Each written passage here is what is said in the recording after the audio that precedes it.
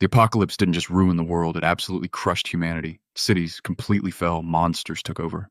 Every single day turned into a speed run toward an ugly death. But then there's Jun Han. While everyone else risked their lives out there, this guy got completely locked inside his own apartment. Sounds like the worst spawn imaginable until you realize his apartment is not a prison. It is the only place in the apocalypse where the rules actually listen to him. Inside this territory, Jun Han is basically the absolute admin.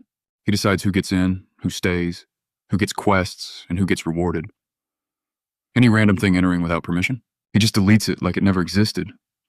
Meanwhile, the rest of humanity fights over total scraps just to survive. Jun Han is busy expanding the safest territory on Earth, turning one apartment building into humanity's absolute last sanctuary. Flashing back to the early days, 3 days into the apocalypse. While the entire city kept falling apart outside, our guy Jun Han sat in his apartment eating chips and casually drinking soda. Looking around, he muttered that things felt more or less normal right now. But that peaceful vibe definitely did not last long. Jun Han suddenly realized he was totally alone. He was the only person living inside this massive, 100-square-meter apartment. His parents and grandparents were all stuck outside somewhere. The place itself was bought through a massive family investment, and the only reason Jun Han lived here alone was because someone had to stay in the property long enough for the family to score a tax refund. Unfortunately, the apocalypse hit before the paperwork actually finished its job. Checking his phone, he noticed the internet connection had become pretty unstable. He sighed and tried connecting again, but before he could even focus, a low growling sound suddenly echoed right through the room. Glancing toward the window, he spotted a giant winged monster flying outside. A second later, the creature shifted direction and headed straight for his balcony. This thing was pure nightmare fuel. Huge fangs, multiple long tongues, and enough sheer ugly packed into one body to make anybody reconsider ever opening the curtains again. Jun Han immediately screamed. The monster roared back. Jun Han somehow screamed even louder. Just as the beast tried to breach his apartment, a blue system window suddenly popped up. Unauthorized individual attempting entry. Reclusion, passive registration level 1 active. Entry totally denied. Jun Han totally froze. The monster was practically right on top of him, yet it could not get inside.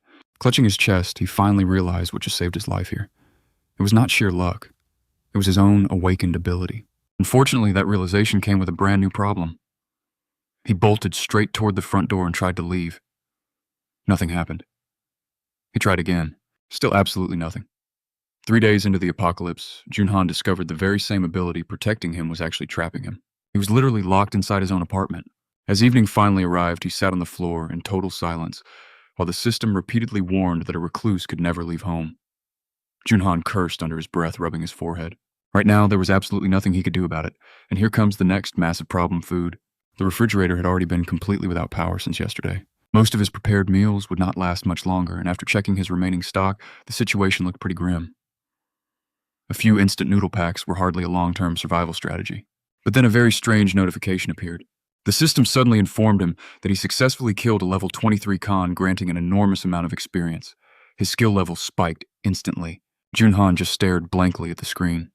Then he rushed straight toward the window and looked outside. That giant monster trying to break into his apartment earlier had been completely captured and killed by even more terrifying creatures out there. Somehow, just because that beast had targeted his apartment, the system registered the kill as his. Jun Han could only grit his teeth in sheer disbelief. The world was literally ending. Monsters were violently fighting each other outside, and this man somehow secured a massive level 23 kill without even leaving his living room.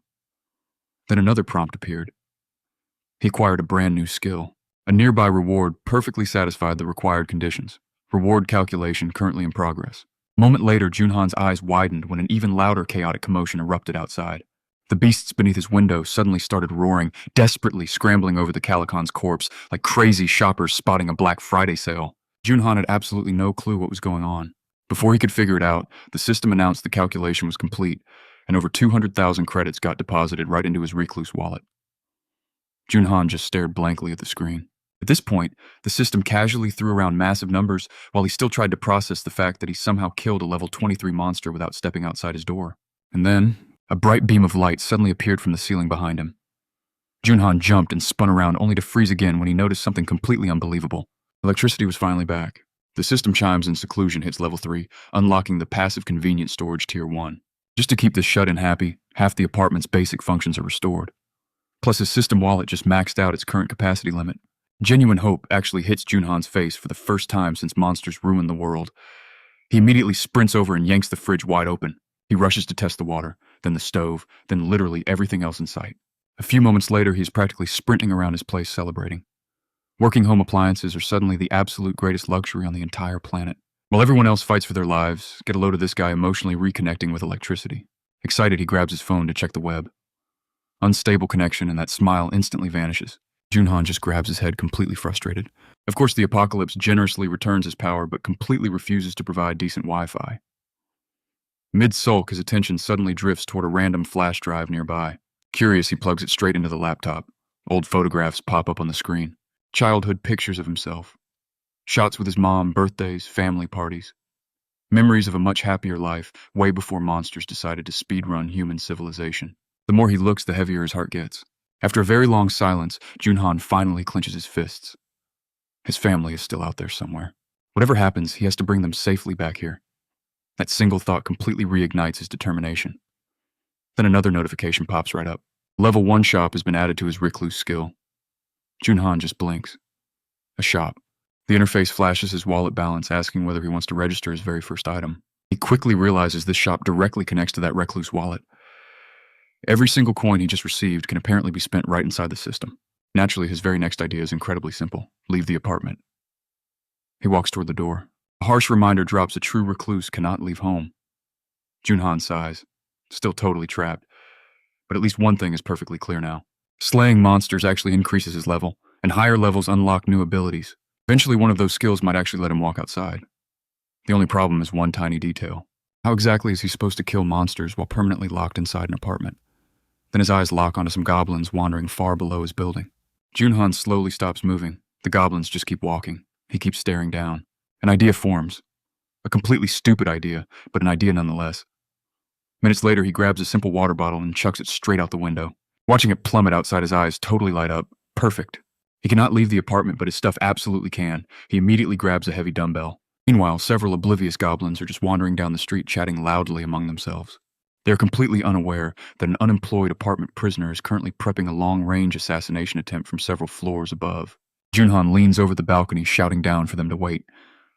They obviously do not listen, so he just launches that dumbbell with everything he has. Miraculously, it actually works. The heavy weight smashes directly into one goblin. Blood splatters, the surrounding monsters freeze. Jun Han freezes too. Everybody involved really needs a second to process what just happened. Then Jun Han slowly looks over at the only remaining dumbbell in his apartment. Reality hits hard. He has exactly one single piece of ammo left. He isn't about to start tossing televisions and computers out the window like some apocalypse-themed home renovation project. Before he can even formulate another plan, one goblin suddenly shrieks. Several others immediately spin around. One monster points directly up toward Jun Han's open window. His heart nearly stops entirely. The green runts start shouting to each other, then they all begin sprinting straight toward his building. Watch how fast his brilliant hunting strategy turns into a brand new massive problem, charging straight at his building. After calming down slightly, Jun Han realizes something pretty important. From this exact height, he actually has a decent chance of hitting targets below. That immediately snaps his attention right back to the system shop. Opening up the menu, he selects the option to add an item. The system asks if he wants to register that dumbbell in his hands. Jun Han hits yes without any hesitation. Instantly, the item gets recorded as a classic non-slip 3-kilogram dumbbell, and the price pops up. To his absolute surprise, it costs exactly what he originally paid online before the whole apocalypse happened.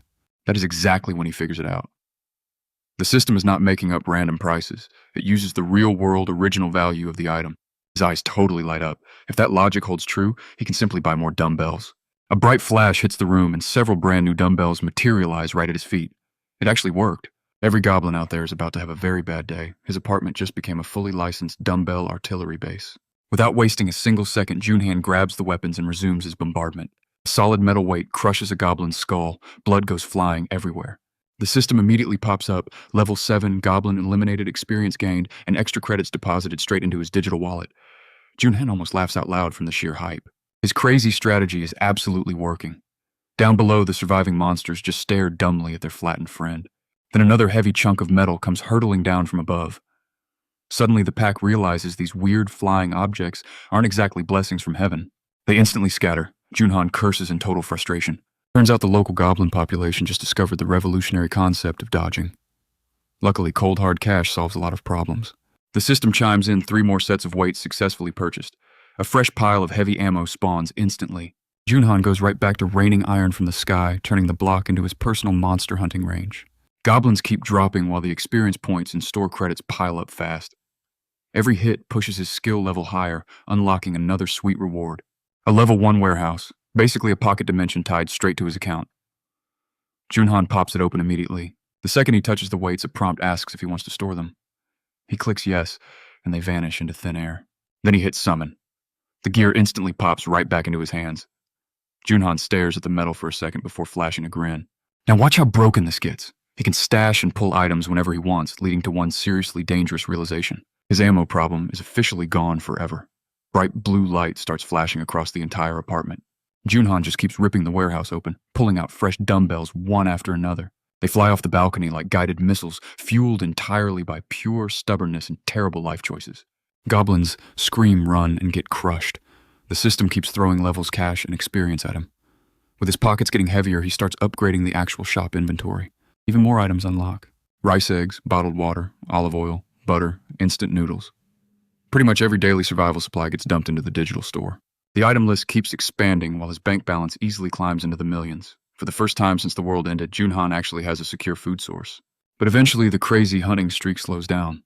After getting pelted by enough flying iron to rewrite their entire history, the surviving pack finally abandons the block. Jun Han realizes he only snagged a few more kills. The streets go completely dead quiet, which is a massive problem. 0 monsters means 0 experience. No experience means no leveling up, and without levels, he's permanently stuck inside this apartment. Staring outside, he spots the giant skeleton of that Calican rotting in the distance. A beast like that definitely isn't a one-off. If one existed, there'd have to be more. Jun Han leans heavily against the balcony railing. If another one just flew by, things would be perfect. Then he completely freezes. Something is moving out there. A massive silhouette, a gigantic mouth, enormous wings, another Calican.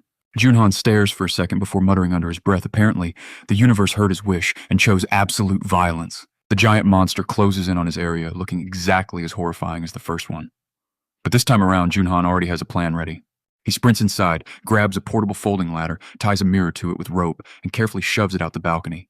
As the Calican swoops closer, sunlight catches the glass perfectly. A brilliant flash explodes right into the creature's eyes. The monster immediately lets out a furious, deafening roar. Its flight pattern breaks completely. The giant beast starts falling. Watching the blinded thing scream and thrash out of control, Jun Han just smiles. Gotta admit, for a guy trapped in a tiny room, he's getting crazy good at bullying giant monsters. Suddenly, the Calican violently shifts direction and charges straight at his window. Jun Han instantly realizes this little prank is about to backfire horribly. If he can actually kill this beast, he is guaranteed to hit the next level. But before he even settles on a combat plan, the Calican launches its attack. A massive gust of wind blasts straight into the room, forcing him to cover his face while shouting in pure panic. When he finally looks up, the beast is totally gone until a loud crack echoes through the walls. The creature just dug its claws straight into the concrete, climbing up the outer building. Jun Han stands frozen in pure disbelief as the same Calican stretches a disgustingly long tongue toward his face, smashing its razor-sharp beak against the apartment glass. The system flashes a warning: an unregistered entity is trying to breach the zone. Jun Han just stares, bracing himself and praying the window holds up. But Jun Han realizes he has to move right now. He rips open the store interface, running through the system rules he already knows. Loot only drops if the corpse is close. If the enemy drags that body away, the kill means absolutely nothing. Too much distance equals 0 rewards. He absolutely cannot let that happen. Then a sudden realization hits him. What if he could one-shot this beast? He spots a 900 milliliter bottle of cooking oil in the item list and instantly knows that is the play. 10 bottles bought and confirmed. He watches as they pop into existence right beneath his feet. Jun Han grabs every single one, rushes to the stove, and dumps the oil straight into a pan. He rips a piece off a shelf, tapes a rag around it, and dunks the whole thing into the boiling grease. Then he pulls up the store to register his new creation. The system asks to confirm the custom item, and he immediately locks it in.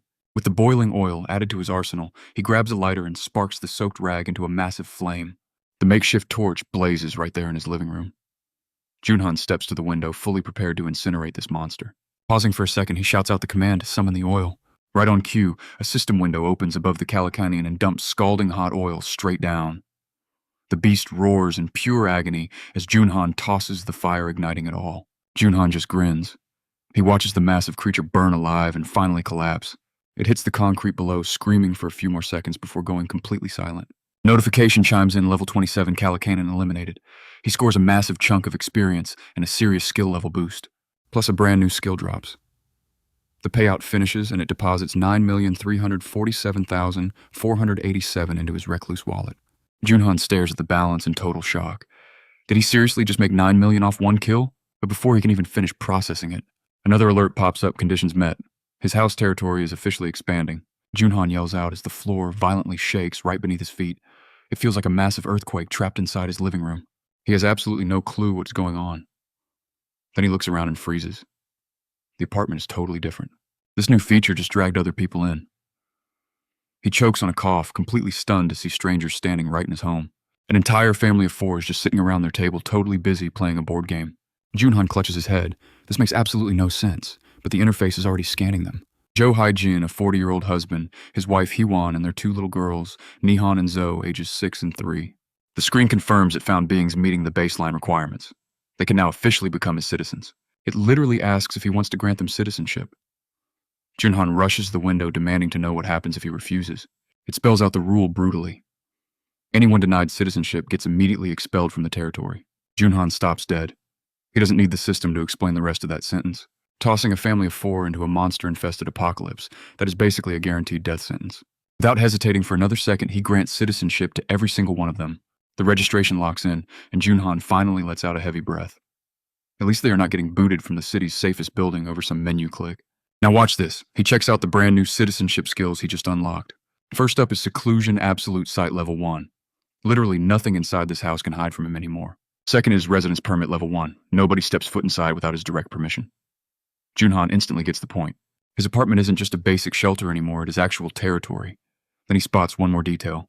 Current population 4 out of 600. Jun Han just stares at that max cap. His place just turned into a future civilization project. Getting curious, he pulls up Jo Hai-jin's stats. Level 924, Trust 0, Awakened abilities. Experience and money distribution sit at 0%. Actions include issuing quests or ordering banishment. Jun Han's eyes lock right onto those distribution settings. Residents can actually funnel a cut of their experience and cash straight to him. More citizens means he scales up way faster. That little discovery definitely improves his mood. Ready to test this out, he cracks open the quest system. The menu shows descriptions, time limits, rewards, and penalties. Jun Han immediately realizes he can fully customize every single condition. The default sample is basic: kill one goblin within 168 hours. Minor experience reward. No failure penalty.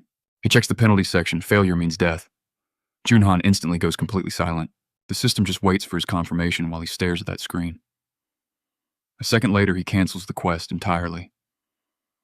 The realization hits him hard. If he really wanted to, he could literally decide if a resident lives or dies right through this system.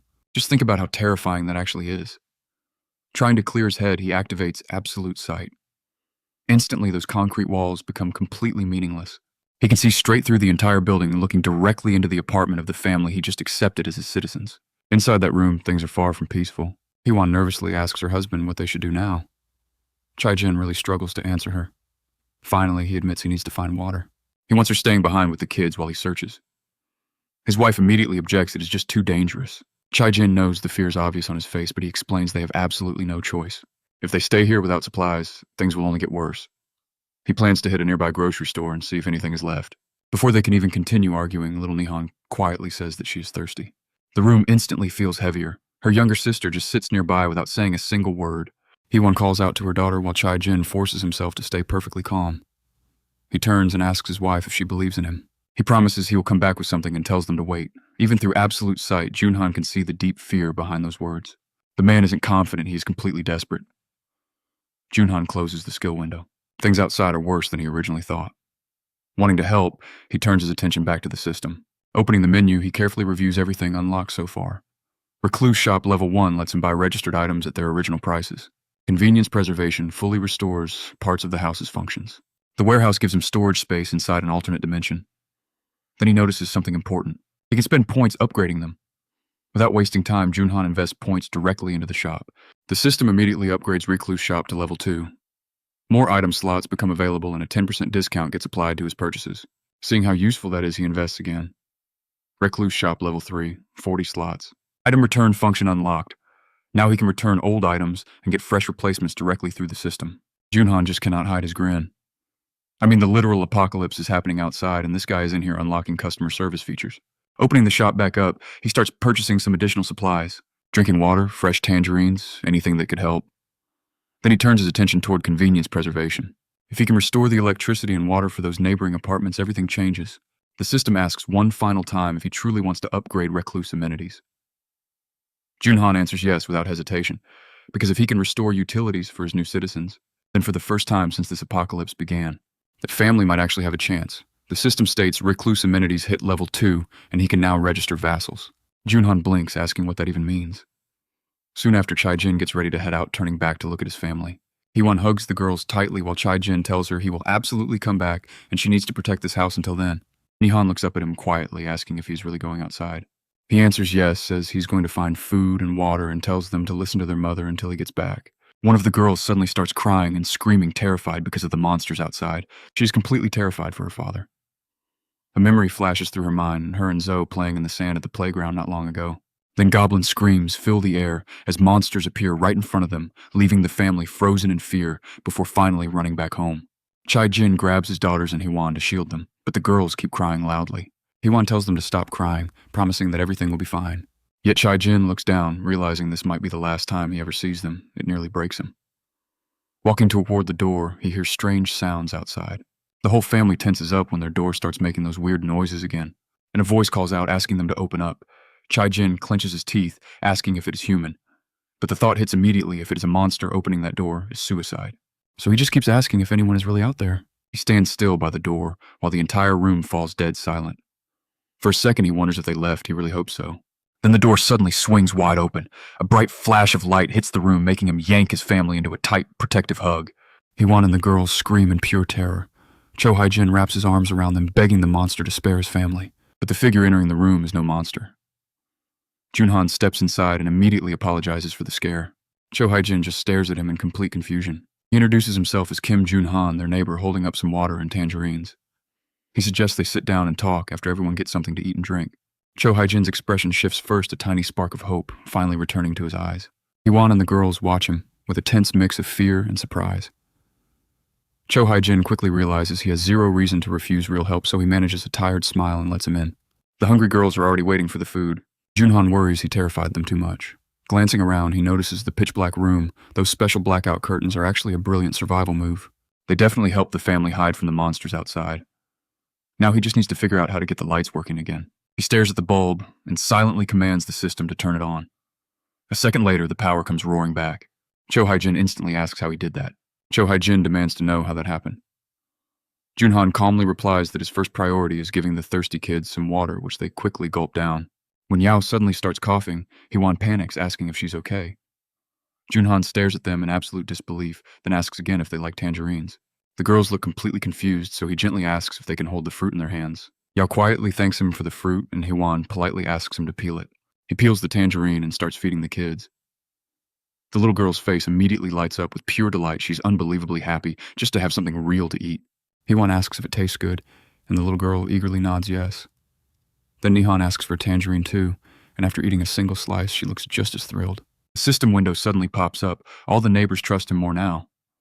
Yao's trust just hit 50, officially unlocking her loyalty stat. Her loyalty sits at 30. She has officially met all the requirements to become a vassal. Right now, Jun Han has two drastic choices: assign her a quest or completely exile her. He stares at the glowing text in absolute shock. She might qualify as a vassal, but making a literal child serve him feels incredibly wrong. Plus, he only gets 10 vassal slots total. Cho Hai-jin needs to hit at least level 10 before handling quests anyway. The father's trust just jumped by 31 points. Jun Han knows he really needs to win this guy's favor. Cho Hai-jin sincerely thanks him, admitting he has zero idea how to repay such a massive favor. Jun Han smoothly replies that they should discuss that outside in the hallway. Cho Hai-jin looks surprised, but quickly agrees. Stepping outside, Jun Han cuts right to the chase. Did his family actually receive citizenship? Cho Hai-jin opens his system interface. He confirms all 4 of them got the notification about 30 minutes ago. Jun Han then asks if anything super unusual happened right after that. Cho Hai-jin explains they were completely paralyzed for a while. Hearing this, Jun Han realizes they were basically frozen in place until citizenship got approved. Using his real name, he tells Cho Hai-jin something impossible. He can actually help him get his old life back. Cho Hai-jin completely freezes, demanding to know what he means by that. Jun Han explains he can protect their home from the monsters and guarantee their survival. Cho Hai-jin just stares, unable to grasp how that is even possible. Jun Han calmly repeats the offer. It is very possible. Cho Hai-jin lowers his head heavily, admitting he knows a deal like that won't come free. He asks what the price is. Even if it means throwing his life on the line, he wants to try. A brief silence passes. He accepts without hesitation. Honestly, even without Jun Han's sudden offer, he was already planning a suicide run into those streets to feed his family. Jun Han just smiles randomly, asking about the golf club he saw earlier. How much did it cost, Cho? Haijin blinks in deep confusion, completely caught off guard by the weird question. He guesses around 4 or 500,000 won. Jun Han runs the mental math instantly. Way too expensive to add to the system shop right now. Better save that specific idea for later. Cho Haijin asks why the price even matters, but Jun Han quickly brushes it off, changing the subject entirely. He asks if Cho Haijin remembers the day the monsters first dropped in. The father nods. It was just a normal weekend. He remembers the sheer terror when those freaks first started showing up, but Jun Han points out a very crucial detail here. The people who stayed home that day had the highest survival odds. Why? Because a single goblin really isn't that powerful. Your average adult man is physically stronger than one goblin. Their true threat comes from sheer numbers they hunt in massive packs. And here's the brutal truth: humans work exactly the same way. That is why Jun Han's main priority isn't solo strength. He needs an army. Looking straight at Cho Haijin, he lays out his first command. From this moment on, he needs him out there hunting for more survivors. He places a hand right against his chest, waiting patiently for a response. The evening sky gets dark. Suddenly, the system reports another huge trust increase. Jun Han sees Cho trusting him more, sending him straight to the citizen menu. For now, the population remains at 4. He honestly wonders if he can reunite with his own family before that head count gets completely out of control. Screams suddenly rip through the air outside. Jun Han jumps up, rushing over to his balcony. Looking down, he spots survivors fighting off ugly street goblins. The monsters roar and charge while humans fight back with absolutely everything. Some throw rocks right at their heads, others swing makeshift clubs. Goblin blood splashes all over the pavement as they drop fast. Jun Han stares in total disbelief. Nobody's panicking down there. Here's the crazy part: they fight like they already adapted to this nightmare. One guy charges with a club, smashing a monster to pieces. The remaining monsters scatter immediately. Over nearby, a girl notices something strange and raises her bow. But what she actually sees is definitely not a monster. It is just Jun Han waving wildly from his balcony, looking exactly like a weird video game quest giver. Her eyes widen. Down below, Cho Haijin is already getting close to the building. Jun Han quickly lets him inside. Cho brings a giant box, thanking him loudly for access. But then a bright system window pops up. Jun Han stops cold. The message strictly claims unworthy people cannot enter the house. Cho looks super nervous, asking what that is supposed to mean. Jun Han is honestly wondering the exact same thing. Can outsiders really not enter? Or is it only for officially recognized vassals? Cho awkwardly stands there holding his heavy box, muttering about bringing every single useful weapon he could actually find. Jun Han thanks the guy and pops the box open. Inside sits a complete toolbox. Wasting zero time, he opens his system shop. He buys 5 water bottles and 5 packs of instant noodles. Cho watches these supplies magically appear, looking completely mind-blown. Jun Han casually packs it all up and hands it right back. Then he simply asks Cho to carry the box downstairs and drop it near the entrance. Cho asks if he actually means the first floor. Isn't that totally suicidal? Jun Han calmly promises everything will be fine. After thinking for a minute, Jun Han realizes a hard truth. Buying things only matters if people actually show up to trade. Hoarding supplies while everyone else starves is pretty pointless. Survivors need to see what he brings to the table. Once they see real food inside, they will definitely come running. The strategy is super simple: grab their attention, build real trust later. So he orders Cho Haijin to run the box down. Cho looks totally lost. He asks, do I seriously just leave it on the first floor and come right back up here? Jun Han confidently says yes. Cho nods and leaves fast. After a quiet moment, Jun Han actually thanks him. A loyal dude like Cho really deserves a reward. He opens his menu, creating a custom mission. The timer is set to 24 hours. It offers a little bit of experience, and failing has absolutely zero penalty. A second later, Cho sees the notification flash and asks what this is about. Jun Han explains how finishing quests gives experience points. Cho instantly compares it to leveling up in video games. Jun Han says that is pretty much exactly it. Checking his own stats, Cho realizes he is already level 9. If gaining levels brings real benefits, he's 100% in. He nods hard, saying he totally gets it. Watch this next part. He carefully heads toward the exit, taking quiet steps. The apocalypse turned a normal staircase into a terrifying boss fight. He finally hits the first floor, stepping right outside. Feeling wiped out, he scratches his head. He mutters about just dropping the box and leaving. But then he freezes. People are standing there. Right now, his anxious brain immediately thinks these basic survivors are a heavily armed death squad. Pure panic hits him hard. He screams, spins around to run, trips over his own feet, and totally wipes out. The box bursts wide open. Food flies everywhere as dust clouds kick up. Trembling from the massive stress, he forces himself up, yelling at his legs to move. Actual tears fill his eyes. He throws his hands up defensively, staring at the total strangers. But the group just stops. They stare at him, feeling totally confused. Somebody gently asks if he's okay. Back inside the apartment, Jun Han gets an alert. The system claims eligible beings are trying to enter his territory. Wondering who that could be, he immediately turns on absolute sight. That familiar street group appears with Cho Hai-jin included. Those survivors are just chatting. They wonder if the strange balcony guy actually brought real food down. A few admit their bags are almost empty, wanting to investigate further. Jun Han quickly realizes these guys aren't enemies at all. They are potential residents. Then another notification pops up. Several people meet the citizenship requirements. Does he want to offer it? Jun Han pauses. Right now, he can only send out invites. If his territory expands enough, he can just grant citizenship directly. Outsiders still get a choice, meaning they can actually reject him. That thought immediately annoys him. Right on cue, the intercom rings. Jun Han smiles, deciding to see where this goes. He answers and Cho Hai-jin appears on screen, asking if he's around. Jun Han says yes. The system reminds him that Cho Hai-jin is currently running a quest, asking if he wants to modify it. Jun Han accepts and totally changes the mission objective. Cho Hai-jin must now feed 6 guests. The quest instantly updates. Cho stares at the notification, asking what happened. Jun Han explains it as a new mission. He tells Cho to bring the group upstairs because he has something big in mind. Cho agrees, and soon the survivors enter the apartment. Cho announces they accepted the invitation, and Jun Han immediately calls it excellent. Then he offers full citizenship to all 6 of them. System windows pop up before every newcomer. None of them understand what is happening, but one after another, they hit accept.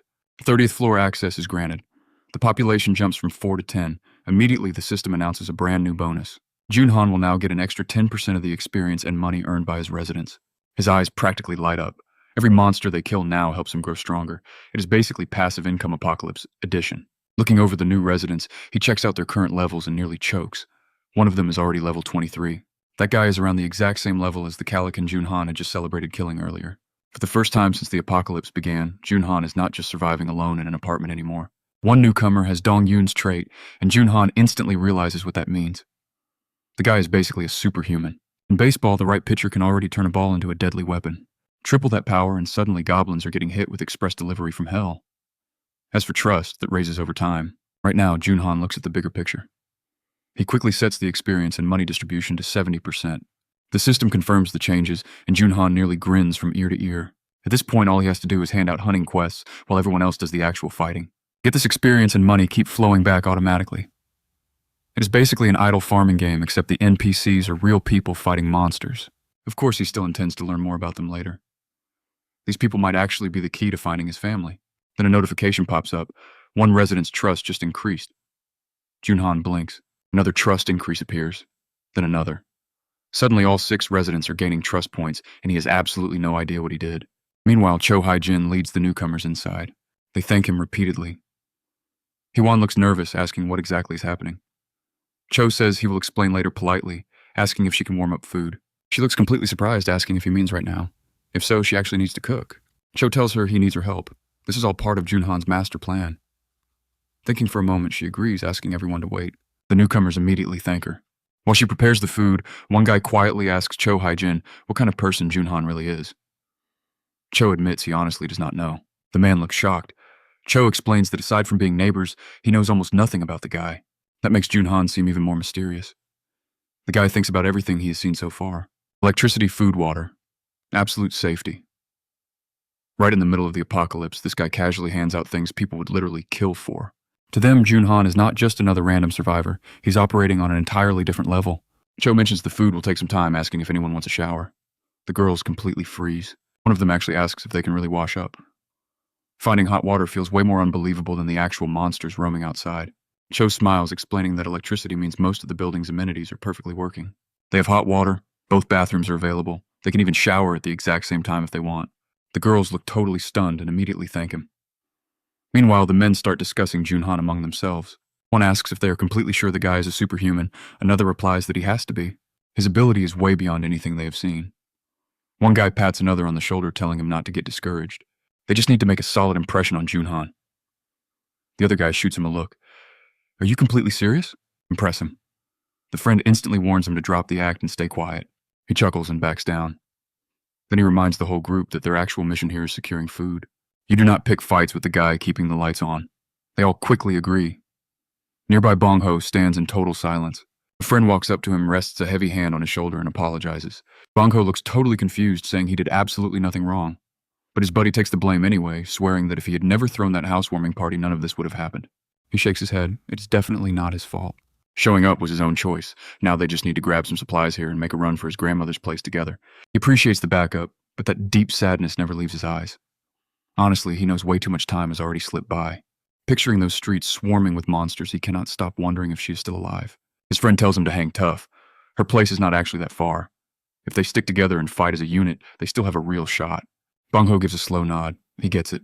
But before he can even finish his thought, a weird sound echoes through the apartment. Every single head snaps toward the front entrance. The door slowly creaks open. Standing right on the other side is Jun Han himself. Dead silence hits the room.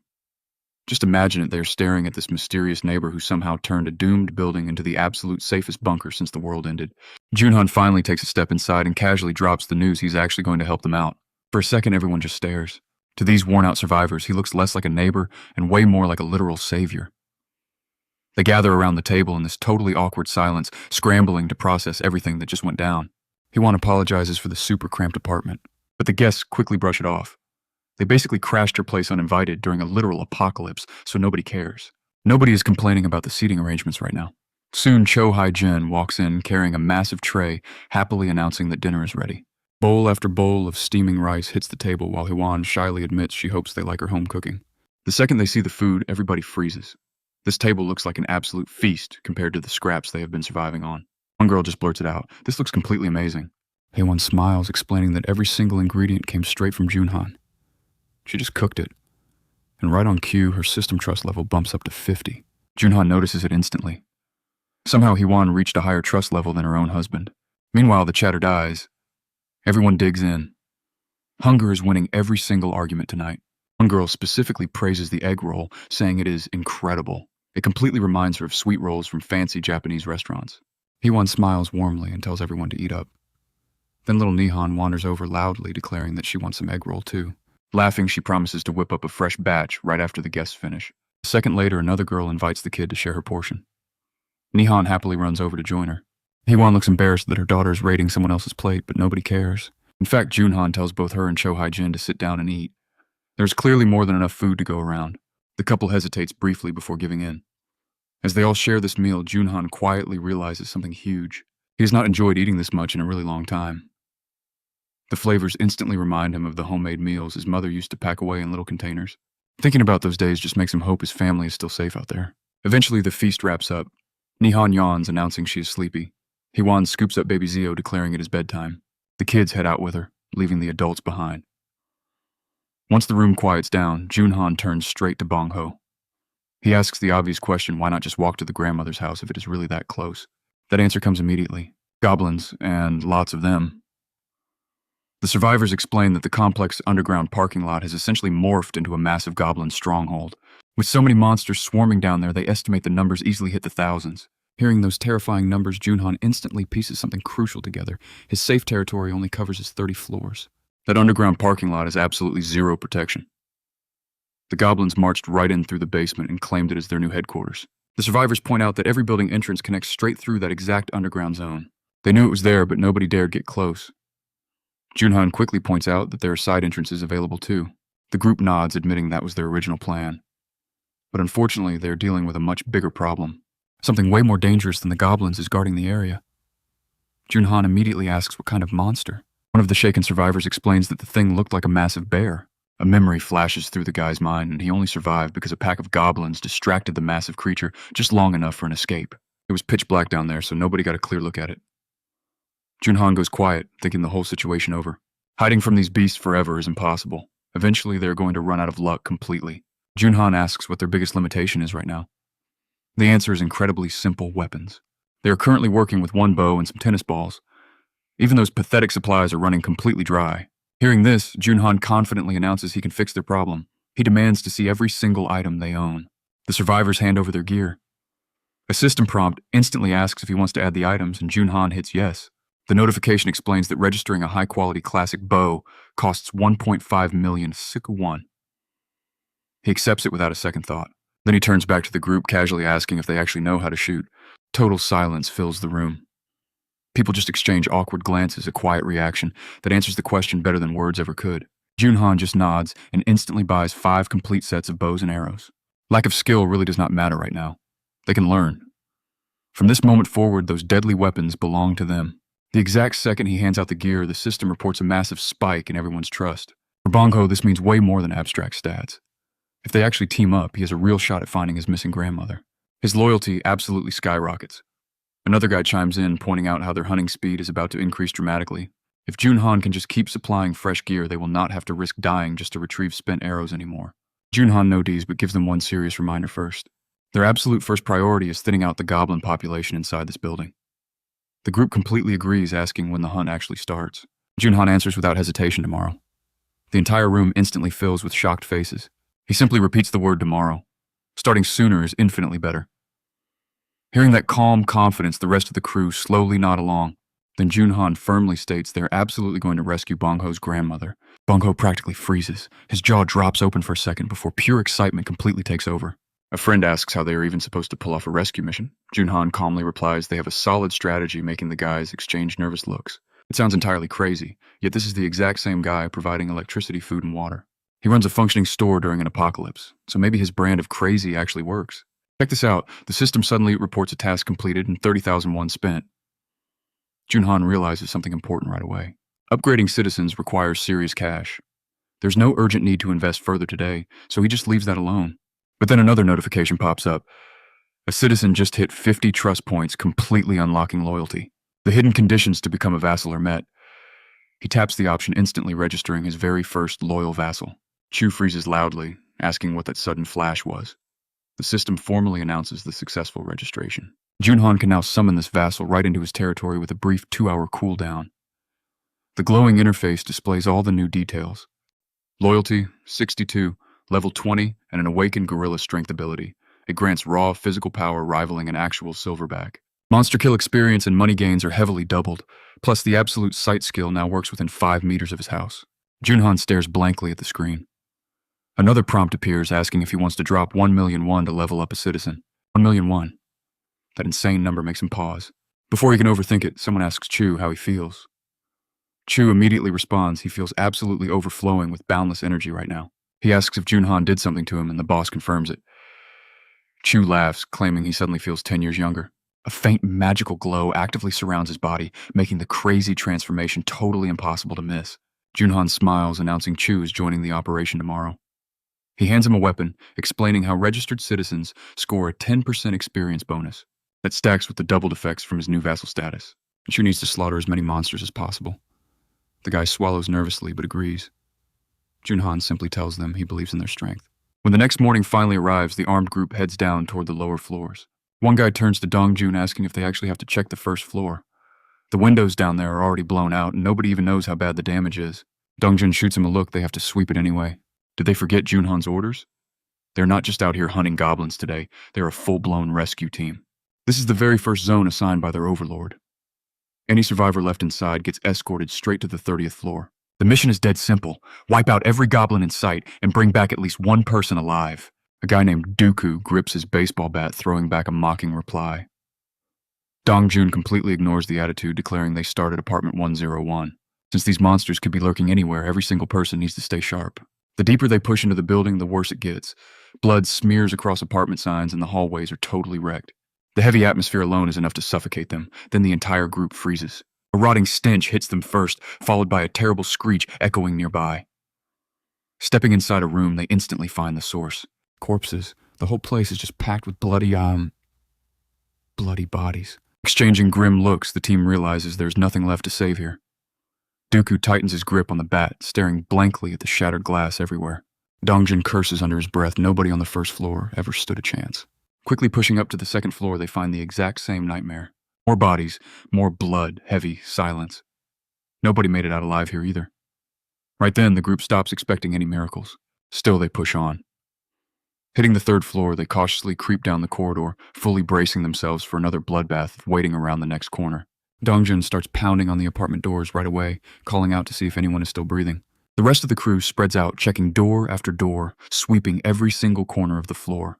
Unfortunately, the third floor is exactly like the rest. Dead silence, empty rooms, 0 survivors. Disappointment washes over the group, but standing around helps nobody, so they just head higher and keep the search going. Climbing higher. Dongjun keeps loudly yelling that they are a rescue team, desperately asking if anyone can hear them. Then finally, an apartment door slowly cracks open. A man peeks out nervously, asking if they are actually here to help. Dongjun's face immediately lights up, telling him yes. The guy hesitates, then quietly asks for some water, saying his throat is completely parched. Someone quickly tosses him a bottle. The man stares at the plastic like he was just handed pure gold. Pulling the door a bit wider, he stammers out, "Are they really just giving this to him?"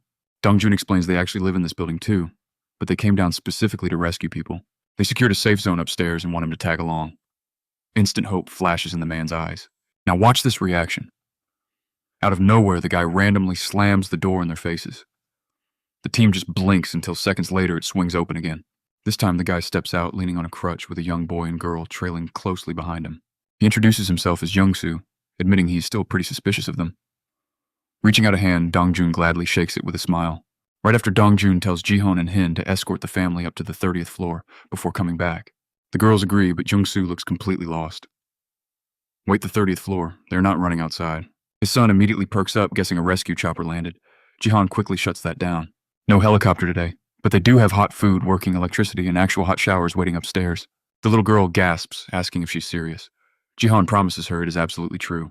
The second those words land, these kids are mentally halfway up the stairs. While the family heads out, the rest of the team resumes the sweep. By the time this whole operation wraps up, the system reports their population has hit 40 citizens. Experience and money bonuses climb straight up to 90%. Jun Han wastes zero time getting everyone organized. Children and seniors are moved into Jun Han's own apartment, while younger survivors occupy the hallways. It is definitely not luxury living, but in the apocalypse, surviving with running water feels like a 5-star resort. Dongjun eventually walks in, delivering his final report. 40 survivors pulled out. Jun Han asks if that is really everyone. Dongjun nods. They swept 29 floors, but apparently a lot of residents were just out of the building when the world ended. Jun Han praises the hard work, then activates his absolute sight. Instantly, he can see everyone grinding away throughout the entire building. Bongho is boarding up barricades while Wang Ji and Gon run electrical wires right alongside Jihon and Hin. Dongjun and Dushu haul the barrels. Satisfied, Jun Han deactivates his skill. Phase 1 is completely done. Time for Phase 2, Goblin Extermination. Later, everyone huddles up in the hallway for a quick briefing. Bongho lays out the plan. Their next mission is wiping out every goblin hiding underground. Start at basement level 1, split into teams, bait the monsters out, and clear the area floor by floor. But Jihon brings up a pretty massive concern. What if there are way more goblins than they think? Dragging thousands of heavy corpses around is completely impractical. Before Dongjun can even answer, Jun just smiles. She casually tells them not to worry. She can handle every single one herself. Dongjun backs her up instantly. With Jun Han supplying an endless stream of arrows, she's practically unstoppable. Honestly, when your support guy literally spawns top-tier gear out of thin air, team confidence naturally spikes up a bit. Before they can even continue, a low growl echoes out from right behind them. Everyone spins around. Several goblins are climbing up from the lower floor. Jun reacts instantly, firing a volley. 2 monsters drop dead before they can even blink. Dushu rushes the very last one, smashing his club right across its skull and sending the creature flying backward. Just like that, the threat is neutralized. But then someone notices something weird. The goblin corpses are literally vanishing. Everyone stares in total shock as the bodies just melt away, leaving absolutely zero trace behind. Bongho immediately guesses what is going on. This has to be another of Jun Han's weird abilities. If the bodies just clean themselves up automatically, that solves their biggest logistical problem before the hunt even starts. Smiling, the squad finally heads toward basement level 1. Meanwhile, sitting far above them, Jun Han watches the whole thing through his system. Right on cue, several notifications pop up one after another. Dongjun's trust has increased. Aaron's trust increases. Jihan's trust increases. Looking over this constantly growing list of system messages, Jun Han just cannot help but smile. He really did not plan on micromanaging this entire operation using his absolute sight skill, but he ended up watching them anyway. While observing his team, another notification suddenly flashes. Bongho's trust just hit 50. Loyalty is now unlocked. Since that stat already passed 30 points, the conditions for becoming a direct vassal are officially fulfilled. Jun Han blinks in pure surprise. It has only been a few hours, but he's definitely not complaining. More vassals means faster growth, extra manpower, and way fewer headaches down the line. He pulls open Bongho's status window, 55 trust and 88 loyalty. Those stats almost make him do a complete double take. Apparently saving lives is a pretty incredible networking strategy during the apocalypse. Meanwhile, down on basement level 1, their hunt is already turning into pure chaos. Watch this. Suddenly, a bright glow erupts from Bongho's body. He freezes. His teammates freeze. Even the goblins look entirely confused for a second. Then that light violently explodes outward, blinding everything nearby. A flash sweeps across the area. Darkness quickly follows, and total confusion completely takes over. The goblins immediately lose their minds, charging frantically in every single direction. Dongjun has absolutely no clue what just happened, but he knows one thing. Standing around here is a terrible idea. He screams out for everyone to retreat right now. The group turns and sprints while the archers hang back to slow the pursuing horde. Jun shifts side to side with crazy speed, rapidly firing arrow after arrow. Several goblins drop dead instantly while the rest keep chasing despite the heavy casualties. Glancing back over his shoulder, Bong Ho yells out that there are way too many of them. Dongjun completely agrees. He definitely never expected half the underground population to come aggressively sprinting right at them, like some bizarre goblin convention. Dushu quickly points out that these ugly things are pouring in from the second basement floor too. Their only real option left is reaching the fire escape. The squad desperately rushes toward the stairwell doors. Jihan violently shoves them open and everyone charges right inside. The second they hit the landing, Dongjun slams his entire body against the doors to force them shut. Unfortunately, one goblin forces its arm through the gap at the very last second. Suddenly, this whole situation turns into a brutal wrestling match against angry green lunatics. More goblins start forcing themselves right into the narrow opening. It gets harder and harder to hold the doors closed. Jihan screams for everyone to keep pushing upstairs. But then Cho's voice rings out from right behind them. He commands everyone to just step aside. Activating his gorilla strength, he slams the door shut with all the raw force his enhanced body can muster. The huge impact finally seals off the entrance. The team calls out to him in panic, but Cho barks at them to keep moving. On the other side, dozens of frenzied goblins hammer against the steel non-stop. Cho stands completely alone, holding the barricade together through pure brute strength and sheer stubbornness. Unfortunately, even his gorilla strength is not limitless. Little by little, his straining muscles begin to weaken. Dongjun finally yells out, "The path is clear, run right now." Cho instantly lets go of the doors and sprints toward the others. But then disaster strikes. One clumsy stumble and he crashes hard onto the stairs. The doors burst wide open behind him and goblins flood the hallway. Cho shouts for everyone to leave him behind while Dongjun actually hesitates.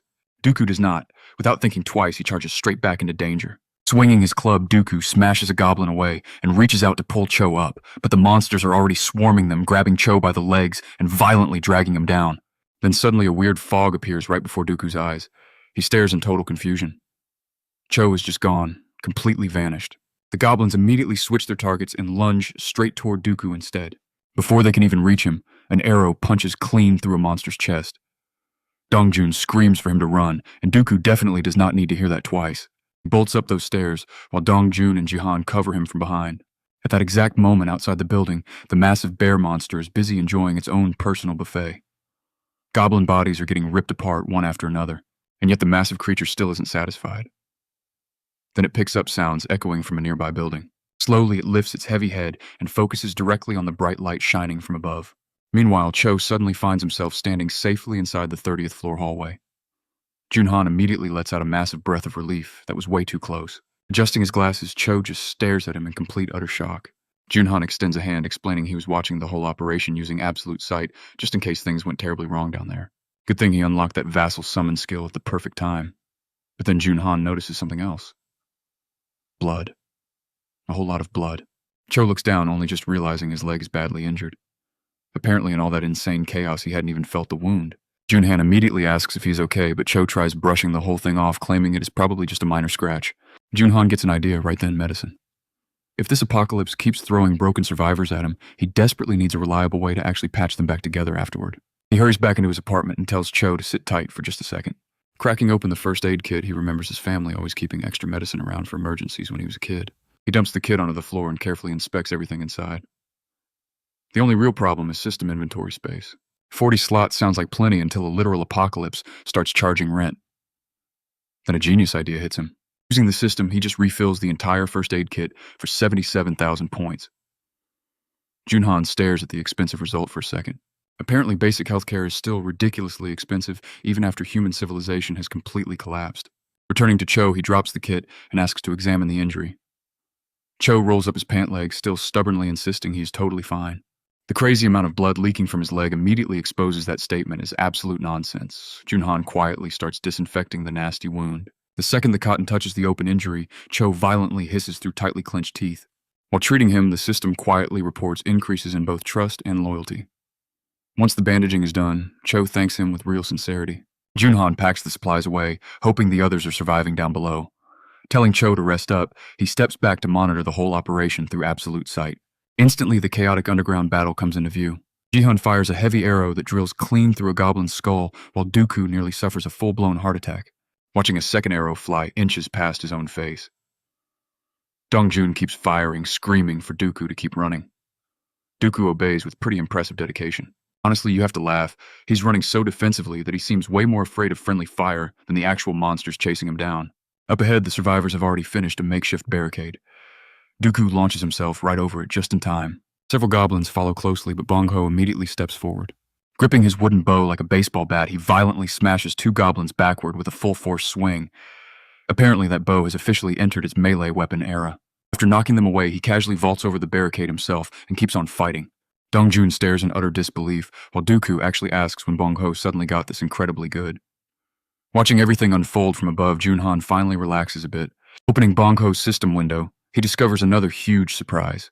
Bong Ho is now his second official vassal, and just awakened a brand new ability, teleportation. Think about how insanely useful this is. The skill lets him move through space using mental energy, assuming he keeps direct line of sight. The further the distance and the more people he carries, the greater the energy cost. Jun Han immediately smiles, registering Bong Ho as a vassal is looking smarter every minute. Down below, the intense operation pushes forward. Jihan prepares a thick extension cord while Dongjun double-checks the water tank setup. Jihan then calls out that everything is fully ready. Dongjun immediately orders Bong Ho to get right into position. Bong Ho sprints right upstairs, vaulting the barricade for cover. Right behind him, the crew shoves that water tank forward. A literal waterfall crashes down the steps, sweeping those goblins entirely off their feet and smashing them together. Dongjun signals the drop. Jun Han hits the switch. Sparks instantly erupt across the flooded, exposed wires. Every goblin caught in that water gets completely fried. The entire staircase becomes a giant bug zapper. Notifications flood Jun Han's vision. Monster kills. Massive experience gains. Heavy cash drops. His skills level up super fast, unlocking a brand new ability, but then something feels way off. Jun Han suddenly grabs his shoulders, doubling over in pure agony. Pitch black energy starts pouring out of him. That dark shadow spreads through the building, locking onto every single hostile creature inside. The system flags enemy entities, instantly kicking off extermination protocols. Goblins on every single floor just start screaming. Massive ugly blisters swell across their heads. One by one, the monsters drop completely dead. Kill feeds blow up his screen again. Down in the basement, another goblin pack hears the chaos and rushes the stairs. But one of them suddenly freezes. Heavy, wet breathing echoes right behind it. The goblin slowly turns around, locking eyes with an absolutely massive bear-like beast.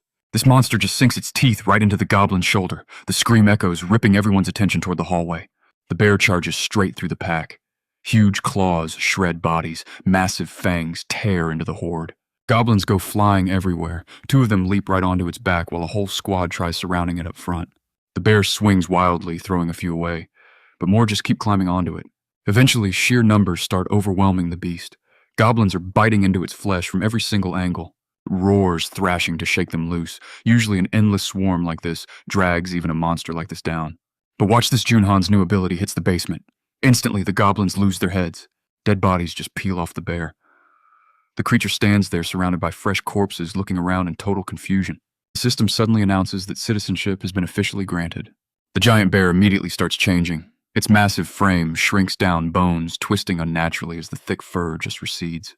A human face slowly pushes through the beastly form. That terrifying monster shredding goblins moments ago was actually a woman. This massive transformation completely drains her strength. She passes out cold, while Jun Han shakes off his own skills backlash. Using absolute eyes, he immediately checks her stats.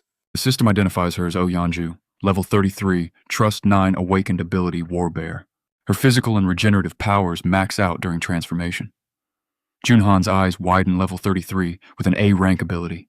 But more notifications keep coming. Dong Junhyun and Du just crossed 50 trust points. Loyalty is unlocked.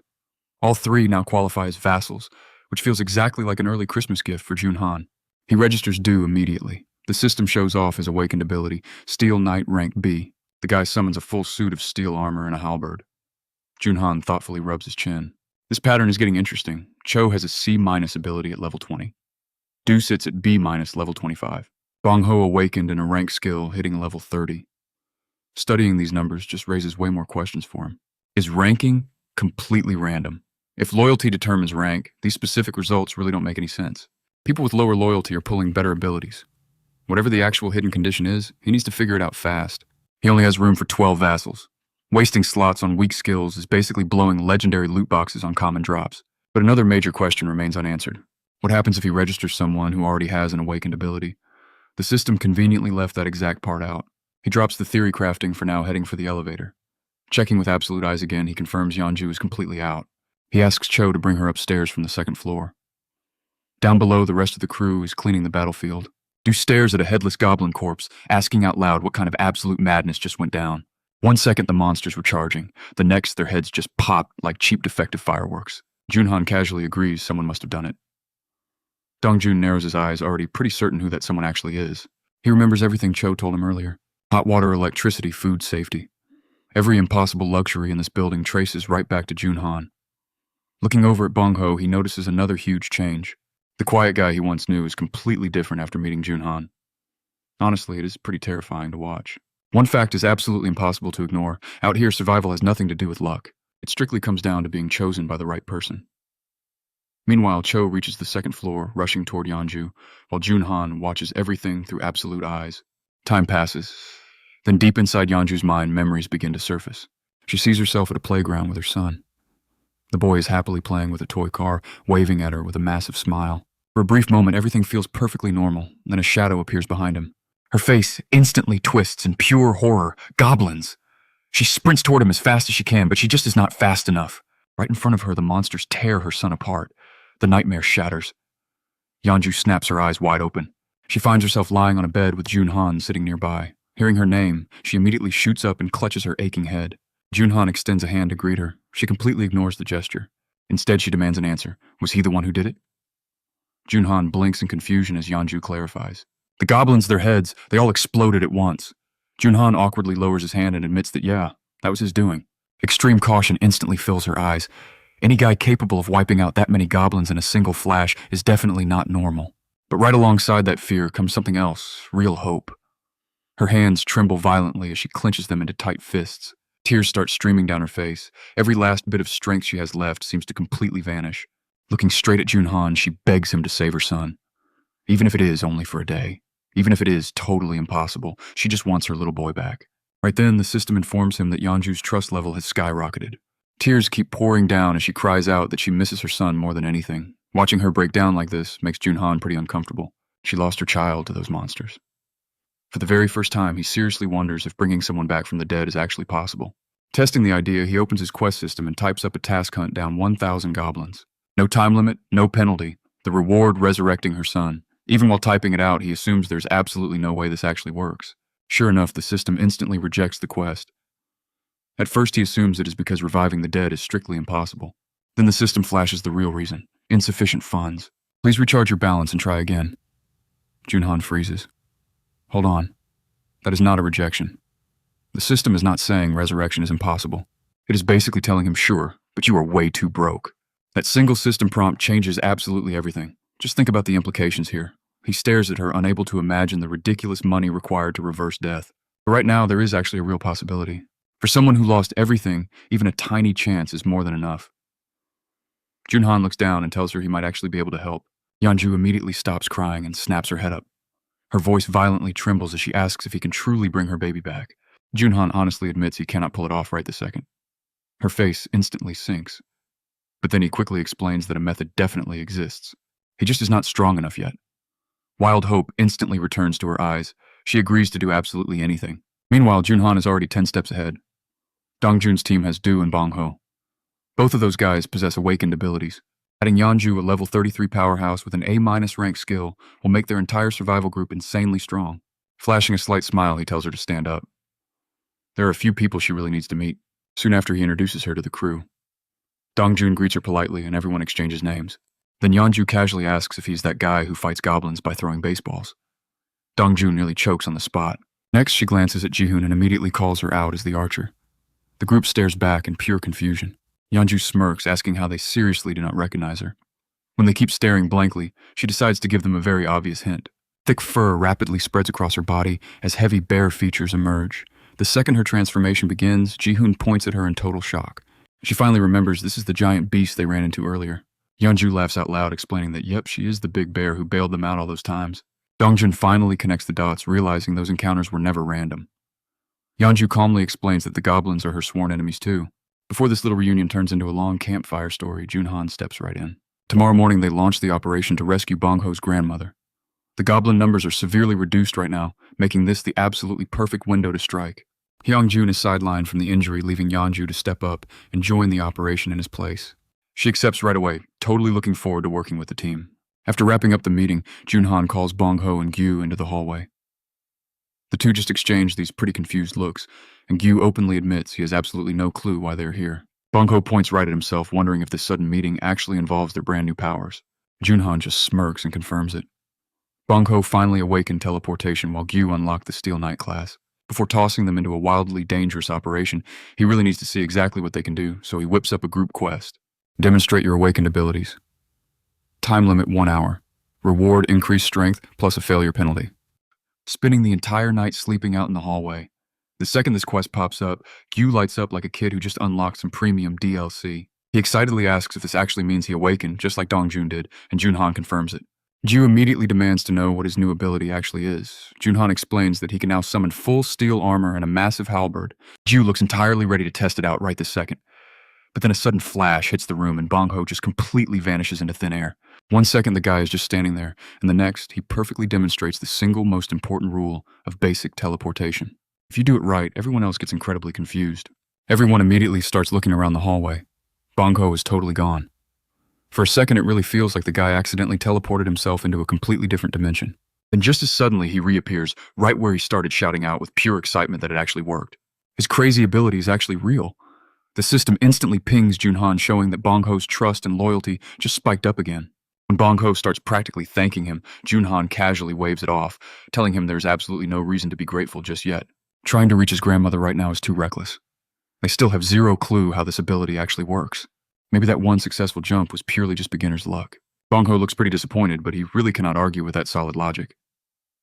Jun Han suggests they first test out the maximum distance stamina drain and hard limits of this teleportation. Bong Ho reluctantly agrees. At that very moment, another bright flash appears nearby. Gyu stands there decked out in shining steel armor, gripping a massive halberd. Honestly, the guy looks like he just accidentally loaded into the completely wrong game. Gyu stares down at his heavy weapon, practically yelling with sheer excitement once he realizes it is entirely real. His trust immediately shoots up again. While Gyu is busy admiring his shiny new fit, Jun Han points toward a neighboring building right outside the window. He asks Bong Ho if he can jump over there. Bong Ho walks up and stares pretty thoughtfully at the distant target. After a quiet moment, he says he'll try. Jun Han immediately assigns the task, while Gyu starts cheering him on exactly like some totally proud sports coach. Focusing carefully, Bong Ho completely locks onto that neighboring building, vanishes, and suddenly reappears inside a dark corridor across the gap. A few seconds later, he reaches their window and proudly waves right back at them. The system immediately chimes in. The mission was completed perfectly. Jun Han lets out a pretty relieved breath. But then total disaster strikes. Bong Ho suddenly collapses. The wave stops. His entire body just goes limp, falling unconscious on the spot. Both Jun Han and Gyu instantly panic. Jun Han quickly uses his summon function, pulling the guy straight back into the room. After laying him on a bed, he checks his player status.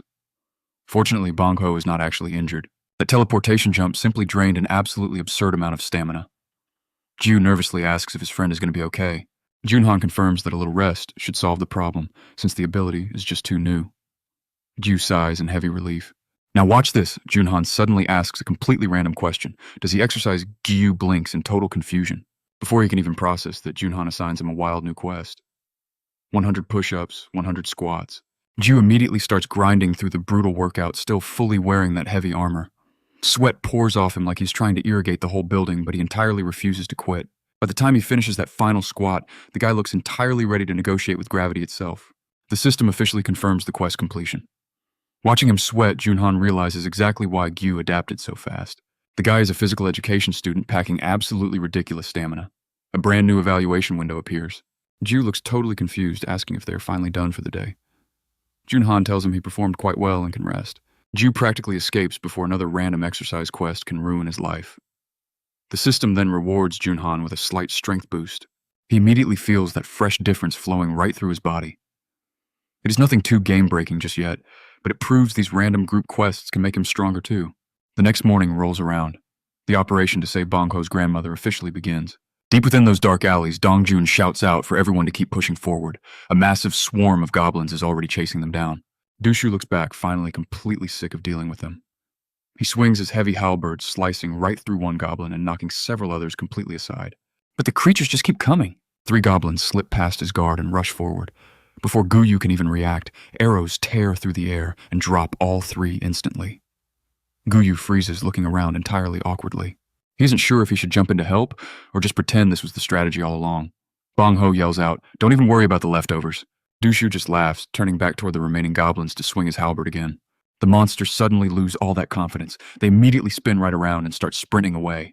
Dushu shouts right after them, "Don't ever come back." But unfortunately for these goblins, running only makes things worse. A massive shadow suddenly drops right in front of them. Yanju stands directly in their escape path. She lets out a low, rumbling growl. Instantly, several goblins look like they severely regret every single life decision that brought them to this exact spot. Trapped between Dushu and Bong Ho in the back, and Yanju up front, they have nowhere to run. Dongjun immediately screams out for Bong Ho to move, calling this their shot. "Go save his grandmother right now." Without any hesitation, Bong Ho sprints away, thanking everyone. Meanwhile, back at headquarters, Jun Han receives a sudden notification. Yanju has completed her assigned task, entering evaluation. Moments later, the reward drops. 132,000 goes straight into the absolute recluse account. Jun Han just stares at his screen. He expected another stat increase or a skill upgrade. Instead, he just gets cash. Apparently, system rewards are not fixed at all. Dushu previously secured a power-related reward. Yanju generating pure currency means future quests could produce entirely different results based on difficulty circumstances or the person doing them. Jun Han slowly smiles. If this exact theory holds up, then the harder a quest gets, the completely massive the final payouts become. And for a guy trying to build up an army, expand a fortress, and eventually afford the impossible. This is a highly interesting discovery. The system suddenly pings Jun Han confirming that Bong Ho just finished every available quest. The evaluation is now heavily in progress. Jun Han immediately pays attention. You already know what this means. Whenever the system says evaluation, there's a serious chance something completely ridiculous will happen. The result pops up. Congratulations, jackpot acquired. Jun Han practically starts sweating. A jackpot, even the system sounds hyped. Then the reward drops skill points. He stares right at the screen for a second before grinning. This is actually a huge deal. While Jun Han quietly celebrates his unexpected win, Bong Ho stays entirely focused on carrying out his critical mission.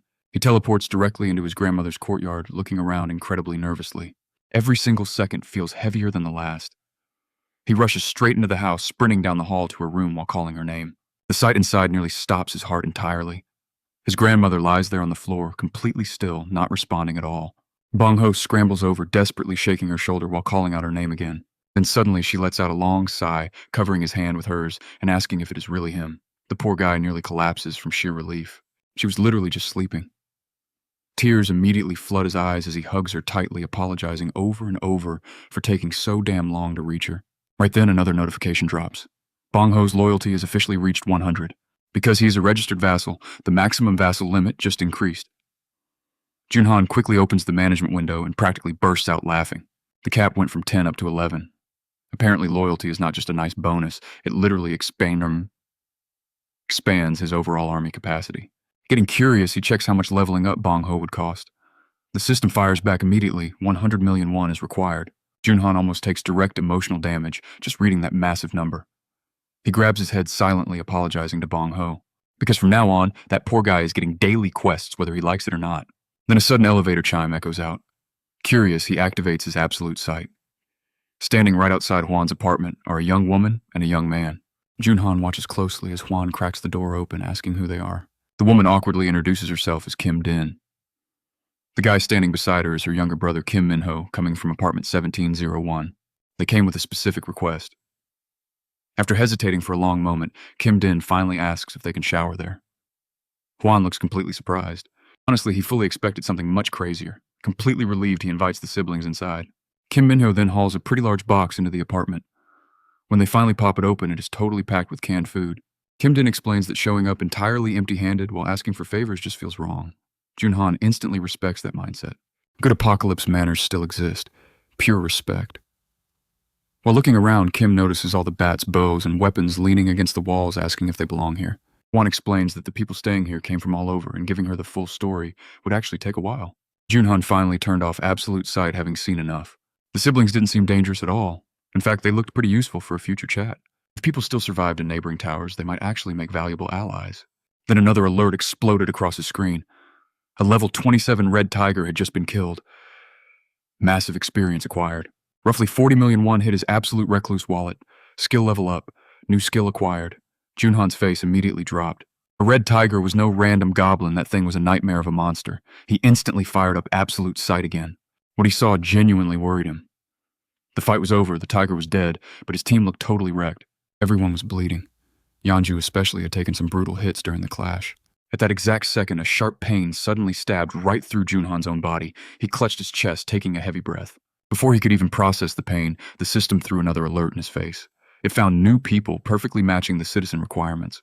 Did he want to grant them citizenship right now? Jun Han hit accept.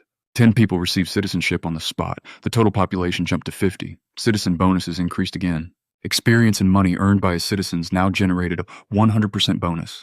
Plus, hitting 50 citizens unlocked a totally new feature. The power of trust became available to everyone. Under normal circumstances, Jun Han would have spent hours reading every single detail. Right now, though, he genuinely did not care. His squad just fought a beast capable of nearly breaking Yanju. New citizens could wait.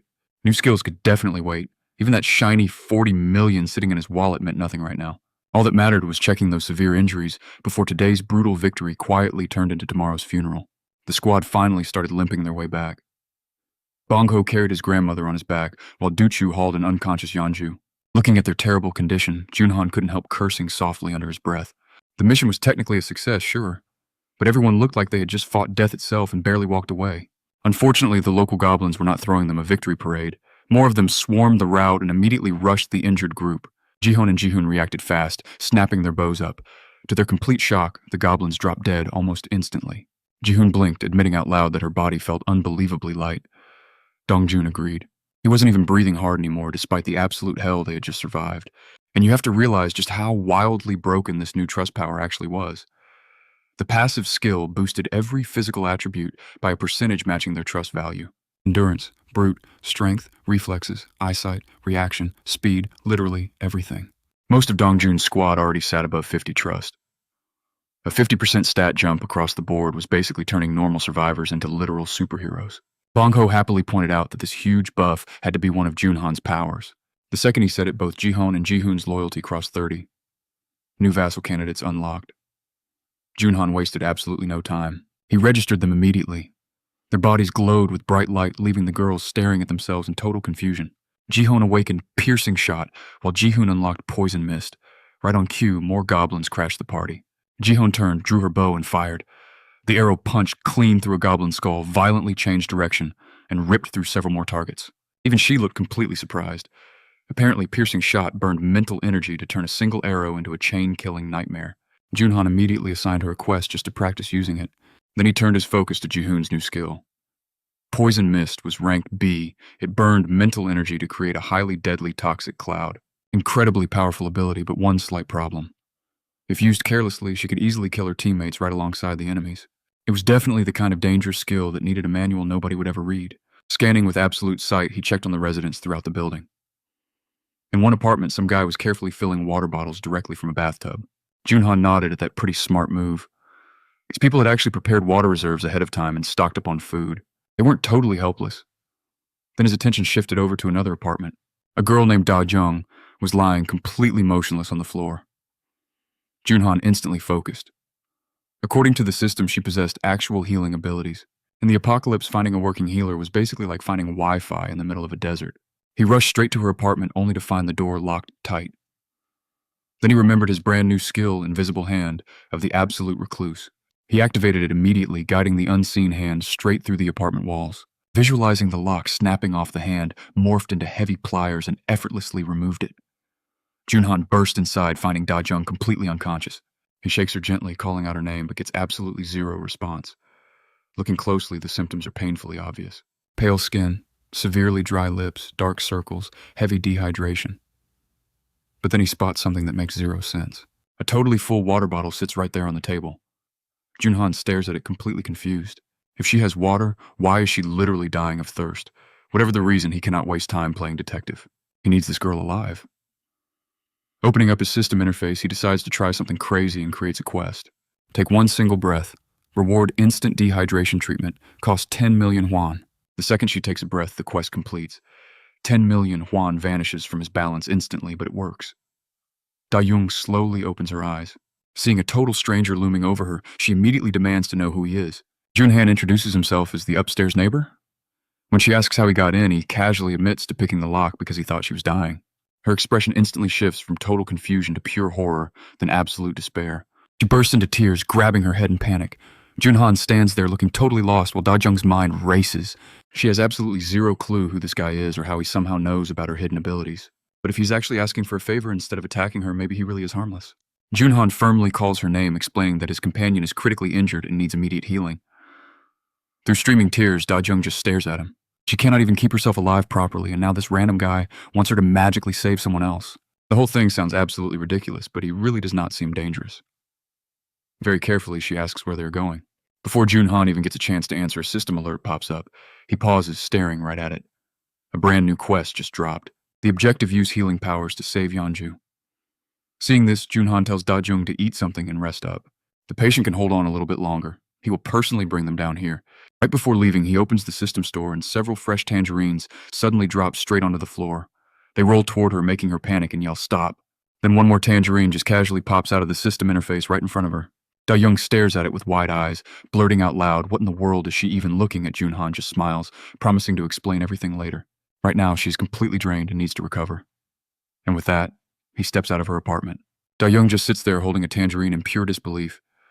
Literally minutes ago, she was passed out cold on the floor, and now mysterious magic fruit is just spawning from thin air. Honestly, she has no idea if she's awake or stuck in some fever dream. The second Jun Han returns home, the system casually mentions that Da Jung's trust level has increased. He glances down at the alert, quietly thinking that everything happening lately is insane, even by the apocalypse's crazy standards. Still, there's absolutely zero time to think about that. He walks right over to the window and peers outside. The squad should be back by now. But this right here is where things go completely sideways. They're close, honestly, way too close, but that is not the real issue. The problem is what is hunting them. A massive, terrifying beast is charging straight for the group while everyone desperately sprints toward the building. Bong Ho is desperately carrying his grandmother. Ju is lugging the unconscious Yeonju. The rest of them are pushing their limits, covering the retreat. One tiny mistake and somebody gets left behind for good. Jun Han's expression instantly darkens. That huge monster looks exactly like a red tiger, the exact same breed of nightmare they barely survived fighting before. His mind races, staring down at the creature rapidly closing the gap behind his team. Only one terrifying thought flashes through his mind: where the hell did a second red tiger come from? Down below, the beast is practically on top of them. It swings a massive heavy paw, trying to swipe someone in its path. And that is when Hin takes one wrong step. Her ankle twists hard, sending her crashing onto the unforgiving ground. Gon immediately screams her name, but as she pushes herself up, the tiger has already closed in. Its massive jaws open wide enough to swallow her whole. Hin completely freezes her mind, going completely blank. She can literally feel the beast's hot breath on her face, and then suddenly she vanishes completely. The monstrous tiger stops in sheer confusion, wildly searching for its lost target. Meanwhile, Hin magically reappears inside Jun Han's safe territory, coughing and heavily struggling to calm down after nearly dying. Jun Han sees her condition, realizing his teleport trick bought them time. Unfortunately, the beast is not done hunting. It immediately resumes its brutal chase. And in that exact second, the system alerts Jun Han that new creatures meeting the requirements for citizenship have finally been detected. Almost immediately afterward, Bong Ho pops right into the apartment, still tightly carrying his grandmother. He sets her down gently on the floor and tells Jun Han to watch over her. He has to get right back to the squad. Jun Han immediately stops him in his tracks. Bong Ho wants to fight back on this, but one glance at Jun Han's face shuts him up entirely. He reluctantly stays put. Meanwhile, Jun Han locks all his focus onto the tiger and brings out his invisible hand. He narrows his eyes. That monster is not escaping. The red tiger roars and just keeps charging straight ahead. Dongjun grits his teeth and makes a sudden, absolutely insane choice. He completely stops running, whips out a tennis ball, and hurls it with all his might. It misses the target, but does accomplish one crucial thing. The tiger instantly locks all its attention right onto him. The others scream out warnings as the beast switches targets, but Dongjun does not hesitate. He pivots hard and sprints in the total opposite direction of the squad, pulling the massive beast away from everyone else. The monster chases him right toward the subway station, closing the gap with every passing second. Those gigantic fangs fill up more of his vision. Dongjun already knows exactly how this trope ends in apocalypse stories, and absolutely none of those endings are pretty. But then the tiger violently halts. Something just grabbed it. The beast lets out a furious growl as massive pincers slam it straight down into the concrete. Before it can even recover, giant claws wrap right around its neck and hoist it totally off the ground, leaving Dongjun completely frozen. The rest of the squad arrives moments later, staring at this totally unbelievable sight. A system prompt flashes in front of Jihan, and she instantly gets what Jun Han wants. Watching from a safe distance, Jun Han just smirks. No reason to finish the job himself when he has a totally capable crew to handle the dirty work. Jihan calmly raises her weapon. The trapped tiger roars and thrashes around. She lets the arrow fly. One perfectly clean shot. The system instantly chimes in, announcing the death of the level 28 red tiger. Over 63 million won floods straight into Jun Han's wallet. Meanwhile, Jihan, Bongho, and Hin see their loyalty levels jump up again. Dongjun's loyalty finally crosses 30, hitting the exact requirement to become a vassal. Jun Han wastes absolutely zero time and registers him on the spot. Back at the apartment, Dun gets straight to work treating Yeonju's severe injuries. The wounds are brutal, but the healing magic slowly takes effect. Watching this process, Jun Han feels a genuine wave of relief. Honestly, securing a healer during the apocalypse is basically like pulling a legendary drop on day one. While Yeonju receives her treatment, Jun Han pulls Dongjun aside to ask what exactly went down during that rescue mission. Dongjun explains that Bongho's grandmother lived right inside territory claimed by the tigers. They managed to take down one, but several more were still lurking nearby. Hearing this, Jun Han finally understands why that entire area felt so weirdly empty. There were barely any goblins roaming around. Even monsters apparently prefer not becoming tiger food. Luckily for the squad, they only ever crossed paths with two of those massive beasts. Any more than that, and this entire operation would have turned into a complete bloodbath. A short while later, the system chimes in. Dajong has finished her assigned task. She wipes the sweat from her forehead and flashes a proud smile announcing her success. Jun Han praises her hard work, prompting her to awkwardly ask if she can finally just go home now. Before he can even answer, Cho suddenly speaks up. He admits the timing is terrible, but points out that everyone has been constantly gathering inside Jun Han's apartment. Glancing around at the massive crowd, Cho figures this lack of space must be driving him crazy. Jun Han looks over the massive group and just laughs to himself. At this point, his living room has practically become Apocalypse City Hall. Luckily, he already has a fix. He tells them apartment 2901 is totally empty. He promises to provide electricity and says they can all live there from now on. The entire group's mood brightens instantly. He turns to Kim Dean and her brother. Apartments 21101 and 21102 are also totally vacant. Both places will have a running electricity and fully functioning facilities. He wants them to spread the word other survivors can use those spots to shower and rest up. Kim Dean and her brother look genuinely touched by this massive gesture. Jun Han adds one last detail. They can keep one apartment entirely for themselves, leaving just the second unit open for the public. In a matter of days, what started as a simple shut-ins apartment is slowly evolving into a legitimate survivor settlement. The funniest part about all this, Jun Han still cannot leave the building himself. Everyone else is out there fighting horrific monsters, rescuing survivors, and risking their own lives. Meanwhile, the guy running this entire operation remains technically trapped inside his own house. Hearing his offer, the two siblings immediately light up with pure excitement. Jun Han's offer is basically the apocalypse equivalent of hitting the grand jackpot. In exchange, he only asks for one simple favor. He needs them to keep acting as his personal messengers to the rest of the survivors. Kim stares at him in shock while Jun Han calmly lays down the law. From this moment on, the first group to slaughter 100 goblins earns a private place of their very own. Electricity, water, gas, and food would all be provided. If 10 survivors from the same floor teamed up and proved their worth, they got that exact treatment. The catch was incredibly simple. Rewards depended entirely on actual results. Jun Han was not running a charity anymore. If anyone wanted these benefits, they had to earn them. Right after that, he set up a goblin hunting quest with a 168-hour limit. The reward, pure experience. The punishment meant losing access to public facilities. A pretty clear message here: work hard and get rewarded. Slack off. You get to enjoy staring at the hallway walls. The survivors wasted zero time. A kid named Sunman sprinted through the corridors with a huge crowd of goblins chasing right behind him. The guy was running like every single bad decision he ever made was suddenly gaining on him at once. He glanced toward the safe zone, quickly realizing he only needed a tiny bit more distance. Those goblins were practically grabbing at his back when he threw himself forward, crashing hard onto the floor and sliding right into safety. The exact moment he crossed that line, he signaled his teammates. One of the twins immediately noticed that Sunman had dragged a massive group right behind him. Perfect timing. The others stepped forward and started violently stabbing with their spears. Goblins got smacked back, brutally pinned down and completely skewered before getting anywhere close. One of those creatures actually managed to stand back up and run, making all the others follow along. Then one of the guys decided it was finally time to show off. He crouched low, took careful aim, and launched his spear with everything he had. The weapon shot between the twins and slammed straight into that fleeing goblin. The guy instantly clenched his fists, celebrating like he just hit a massive game-winning shot. The twins just stared at him in pure disbelief while he stretched his shoulder casually, asking them how many total kills they managed. One twin claimed 22 and the other said 24. After adding everything up, they realized the three of them already passed 100 total goblins. Sunman immediately exploded. He loudly complained there were way more than enough goblins trying to turn him into lunch today, and he almost died actually carrying out this crazy plan. The spear guy just rolled his eyes and reminded him of one really important detail: who exactly came up with the strategy and who built the setup. Plus, who claimed he was fast enough to act as bait. Sunman suddenly had fewer arguments available. The twins quickly jumped in before this discussion turned into a total civil war over goblin accounting. They pointed out that Sunman actually did a pretty great job here. Running for his life was apparently his absolute strongest skill. That finally calmed things down enough for them to head toward the 21st floor and claim their big reward.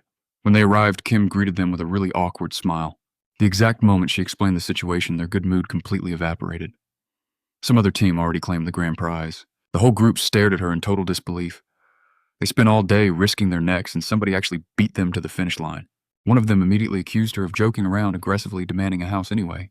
Kim patiently explained that she was not joking at all. Right then, heavy footsteps echoed through the hallway, perfect timing. The winning team just arrived. These newcomers turned out to be a young guy and a married couple. Kim asked how things went, and the young man explained they actually declined the fancy apartment reward altogether. Instead, they requested basic electricity and water for their own homes, also asking for Jiho's daughters to be totally exempt from future missions. Kim looked confused, asking if they were just children. As far as she knew, kids were already strictly exempt. Jiho laughed and explained that both of them were technically adults. They just happened to inherit incredibly youthful faces from their mother. His wife jumped in, adding that the girls could probably shoot a bow just as well as anyone else, but she still felt sick with worry every time they stepped outside. And let's be honest, in a world full of goblins and random giant monsters, being overprotective was probably the most reasonable thing anyone had done all week. Kim suddenly remembered that both teams were explicitly promised bows and arrows. Boy immediately asked the obvious question here. Were they planning to keep hunting goblins after this? Kim simply nods without any hesitation. Jun Han personally wanted every goblin in this area completely wiped out. Right now, those little green pests are multiplying faster than bad decisions in an apocalypse. No matter how many they killed, more kept showing up. That answer instantly annoyed Sununyo. He pointed aggressively at the winning team, demanding to know if they were some kind of weird special case. From his perspective, they were all competing for the exact same rewards. Kim admitted it probably looked unfair, but Jun Han actually already thought about that. The teams finishing second and third would receive rewards too. They would get moved straight up to the 30th floor and treated properly. Kim Din smiled, asking if everyone heard that clearly. The situation was actually already settled. They were all winners, just not first-place winners. The elevator ride up to the 30th floor was incredibly awkward. One twin asked if Jun Han was actually younger than them.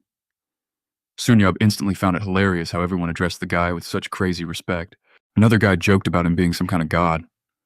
His brother just snorted, suggesting he was probably running a weird cult instead. Someone else quickly told them to shut their mouths. Mocking the one guy who controlled their food-water power and maybe reality itself, horrible survival strategy. The entire group went dead silent, and then it hit them. They were literally on their way to meet him right now. The elevator doors slid open at the 30th floor. The twins immediately looked around in pure shock. Sunyub opened his mouth to ask what they were staring at, but Jun Han himself appeared with a polite smile. Somehow that made everybody way more anxious. Sunyub instantly switched from loud troublemaker straight into model citizen. He introduced himself with total politeness and offered a handshake.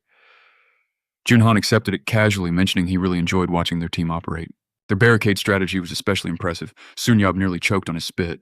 How exactly was he watching them? Before anyone could ask, Jun Han announced that apartments 1301 and 1502 were getting full utilities. Sunyub just stared blankly and asked if he could actually pull off something like that. Jun Han simply nodded yes. Sunyub looked completely baffled, asking how that was even possible. Ignoring the question, Jun Han reminded them they earned this reward by killing 100 goblins. Then he added one final detail. He was not a cult leader, and he definitely wasn't trying to become a god. The whole group froze solid. He heard their entire elevator conversation, every single word. The atmosphere instantly turned agonizingly awkward. Sunyub looked like he wanted the floor to swallow him whole. Jun Han just smirked and kept moving. He had a specific request for them. From now on, they were officially bait. Cut to a little later, all four of them sprinting through the streets, dragging a massive group of orcs right behind them. The second they hit the designated zone, Sunyub threw a signal to Dongjun. Dongjun grinned and readied his spear. His stats had skyrocketed ever since becoming a vassal. That B-rank throwing skill multiplied his attack power. Combined with his knight title and boosted physical stats, the guy basically turned regular spears into guided missiles.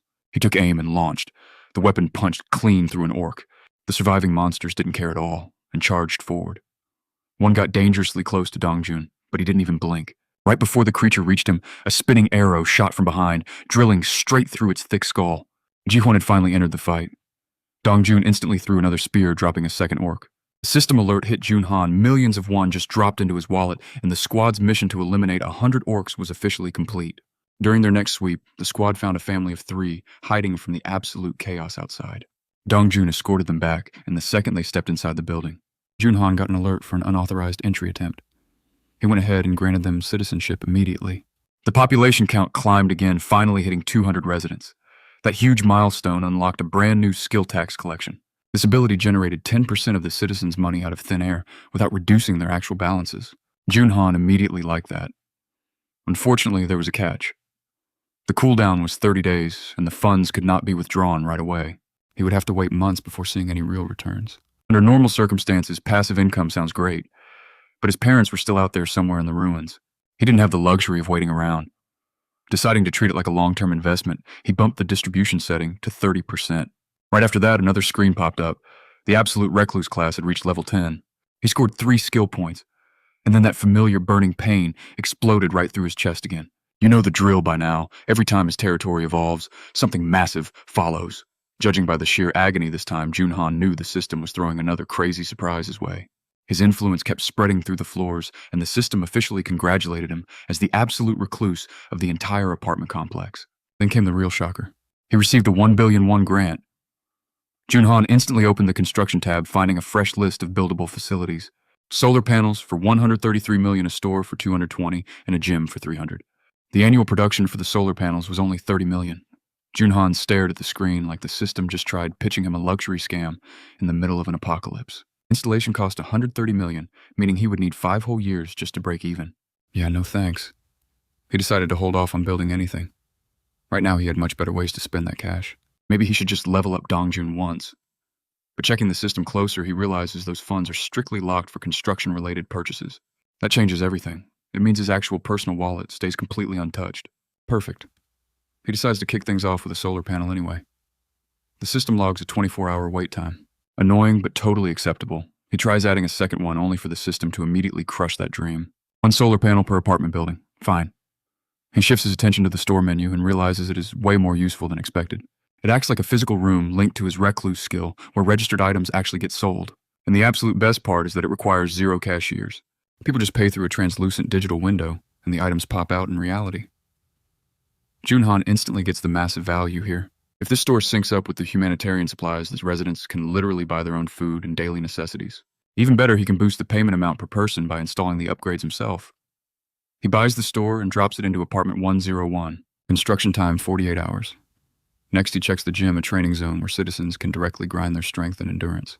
Training efficiency is already doubled, and anyone under level 15 gets an insane 300% bonus. Jun Han smiles. He's already loving where this is heading. A gym means citizens level up through pure exercise while earning quest rewards at the exact same time. It is basically free growth with a few extra steps. He confidently installs the gym on the 2nd floor. Construction time 72 hours. Turning his attention back to the store, he spots his absolute recluse shop skill, hitting level 5. His registration limit has jumped to 500 products, and a brand new product list function just unlocked. On top of that, registered products and similar items can now be purchased together, meaning both wholesale and retail are fully on the table. Seeing actual water in that product list makes him practically sigh in pure relief. The variety is massive. Different brands, different sizes, same deal with the noodles. The system expanded the menu enough to make Apocalypse grocery shopping feel weirdly premium. Jun Han grins. This is seriously useful. Now watch how this plays out on the front lines. Meanwhile, Dongjun's team remains locked in battle. Guyu lands a fatal strike on an orc exhaling hard, only for Dongjun to approach and ask what happens if he throws his weapon. Guyu glances at his halberd, completely confused, and asks why he's suddenly bringing that up. Dongjun simply replies he wants to test something. Guyu hands it over, but the second he realizes Dongjun is actually winding up for a throw, he yells at him to wait. Too late. Dongjun launches the weapon far away. It flies so insanely far that Guyu instantly panics, asking what he's supposed to do now with his halberd lost to the wind. Dongjun calmly tells him to just summon it back. Only then does Guyu get the point, extending his hand, activating the skill, and watching the halberd fly right back. He lights up with pure excitement, calling Dongjun a total genius. Then Jihan chimes in. They need to move her arrow.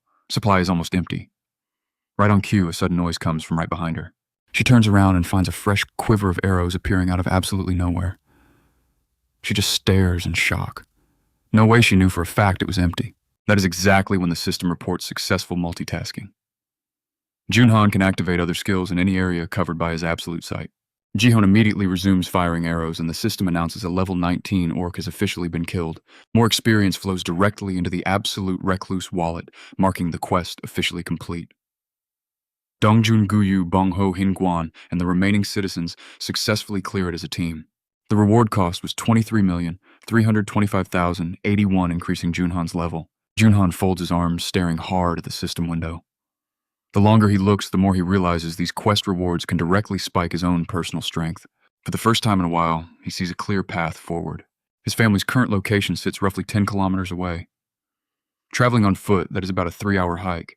Not impossible, but in a world crawling with monsters, 3 hours might as well be a completely suicidal cross-country death march. Thinking it over, he steps out of the apartment, rides the elevator up, and eventually reaches the rooftop. The wind catches his hair as he looks out over the ruined city. Burned buildings, broken roads, and a fractured skyline that looks like it lost a brutal fight against the apocalypse itself. He mutters about how terrible the situation is, quietly reviewing his next options. Maybe he should start things off with Dongjun's team. He opens their status windows one by one. Jihon sits at level 22, holding the 7th servant title, Trust at 59, Loyalty at 33, boasting the Awakened Crow ability. Then comes Yanju, level 33, Trust, 51, Loyalty, 12 with her Werebear ability and resource distribution fully assigned. Next up is Jung, level 30, the 8th servant, Trust at 70, Loyalty, 63, loaded with healing, blessing, and magic armor skills. Compared to ordinary citizens, these awakened individuals exist on a totally different level. Blessing temporarily boosts physical stats by 70%. Meanwhile, magic armor builds a protective shield using pure mental energy. Checking out those numbers, Jun Han figures Yanju and Jung make the perfect duo for this run. Only one problem here: Yanju still lacks real loyalty. His eyes lock onto the quest rewards section once more. The resurrection of her son. The exact same prize he totally failed to afford earlier. He taps the system window, frowning hard. Still completely impossible right now. To actually pull this off, he needs a way tougher mission. He tweaks the conditions, kill a monster above level 40. 24-hour limit. Failure means death. But the system shuts it down instantly. Not enough funds to proceed. Just as expected. He clicks his tongue in annoyance, but before he can even blink, another notification pops up. A level 18 orc is dead. More cash flows right into the absolute recluse wallet. Jun Han freezes for a second, eyes going wide. Group quests are the answer. The system never rejected the prize itself, it just rejected his current bank balance, which means bringing someone back is actually doable. The new objective: hunt down a level 40 beast for a 1-day resurrection reward. Suddenly everything clicks into place. First step, get Yanju totally on his side. A little while later, heavy knocking echoes through the apartment. Someone is practically smashing the front door down. Jun Han opens up to find Yanju standing there gasping for air with tears flooding her eyes. She saw the quest, she knows it can happen. Even with a strict clock ticking, it is real. The second Jun Han nods, she completely collapses to the floor in tears. She thanks him endlessly, sobbing that a single day is fine. Just seeing her boy again would mean everything. Her whole body shakes with emotion, and the system instantly chimes in. Yanju's loyalty just passed 30. Vassal conditions officially met. Jun Han watches a bright flash of light fill the room and realizes the plan worked flawlessly. A moment later, he tests the house functions again. A broken faucet suddenly runs clear as his maintaining dignity skill kicks in. Jun Han nods. By now, bringing back the power, water, and gas just feels like everyday routine. Then the system reports the daily store sales. Over 300,000 yuan just hit his bank account. Jun Han quickly runs the math. If 20% profit alone is 300,000, then the shop is generating absolutely massive numbers. They hit 5 million yuan in sales today. Not bad for a shop managed by an apocalypse wizard who cannot even leave his building. Feeling curious, he triggers absolute eyes and checks out the random customers currently browsing his store. 2 survivors stand chatting near the supply shelves. One asks how much longer they need to keep saving up. The other sighs the bow costs 150,000. They only scraped together 10,000 today, so it will probably take 2 weeks. Hearing that Jun Han quietly watches them. People are not just surviving anymore. They are hoarding cash, planning gear upgrades, and setting goals. In a city swarming with monsters, his safe zone is actually turning back into a real community. And each item sold, every single quest cleared. And all these newly recruited citizens push this place one step further from becoming just another wasteland graveyard. The guy shoots his friend an annoyed glare and calls him a total idiot, asking if he ever thought about how people are supposed to buy daily food and water while saving for expensive gear. Then he waves his hand, grumbling that if Jun Han is so smart, he should be doing all the daily math himself. Watching this all play out, Jun Han realizes this new economy is changing mindsets way faster than he ever expected. You have to admit, it is brilliant. Ever since his mysterious shop opened, even tiny payouts from hunting weak goblins have completely rewired human behavior. Cowards who used to hide indoors are now actively hunting outside. Why? Because every dead goblin means cash, fresh supplies, and a better life. From Jun Han's point of view, everything is running perfectly. Levels keep jumping up, fresh survivors arrive almost daily, and the total population just keeps climbing. Checking the main system window, the final numbers actually surprise him. The population just hit 781 out of 11,000 possible slots. Both experience and cash drops are now boosted by a massive 100%. Seeing those massive buffs, Jun Han knows their growth is about to completely explode. Right on cue, another alert pops up on screen. A level 18 orc just went down. Extra experience rolls in, dropping over 1 million yuan straight into the absolute recluse wallet. Jun Han nods quietly. The money machine is alive. Meanwhile, out on the streets, Yanju is ripping monsters apart like a one-bear natural disaster, fully transformed. She crushes goblins, flat bites, heads clean off, and plows right through enemy lines without stopping once. After wiping out another entire mob, she finally shifts back to human form, letting out a heavy, exhausted sigh while gripping her waist. Right then, Dun calls out to her asking if she got hurt anywhere. Yanju instantly replies that she is completely fine. A few scratches mean nothing. But Daijun really isn't buying it, telling her to stop pushing herself so hard. Before anyone else can speak, Yanju actually apologizes. She knows it looks like she is soloing everything, but she has her own personal reasons. Hearing this, Gong just looks pretty confused, asking why she's even apologizing at all. Thanks to her, the whole team is safe and comfortable. Watching this unfold from his apartment, Jun Han thinks pairing Yanju with Dun was definitely the right call. Their personalities balance each other out perfectly. He pulls up Yanju's status screen. She's already level 40. 9th Servant Night Warrior class with both Trust and Loyalty sitting at 66. Her Awakened skills are Werebear, Ancient Vitality, and Berserker, while Warrior boosts melee damage 50%. Ancient Vitality heavily boosts her regeneration as injuries pile up. Then there's Berserker. This S-rank skill skyrockets her physical stats 300% whenever blood triggers her battle instincts. Staring at those absurd stats, Jun Han actually feels pretty bad for any monster unlucky enough to cross her path. But hold on, right on cue, a massive crash echoes. They all turn around, spotting a colossal monster stomping toward them.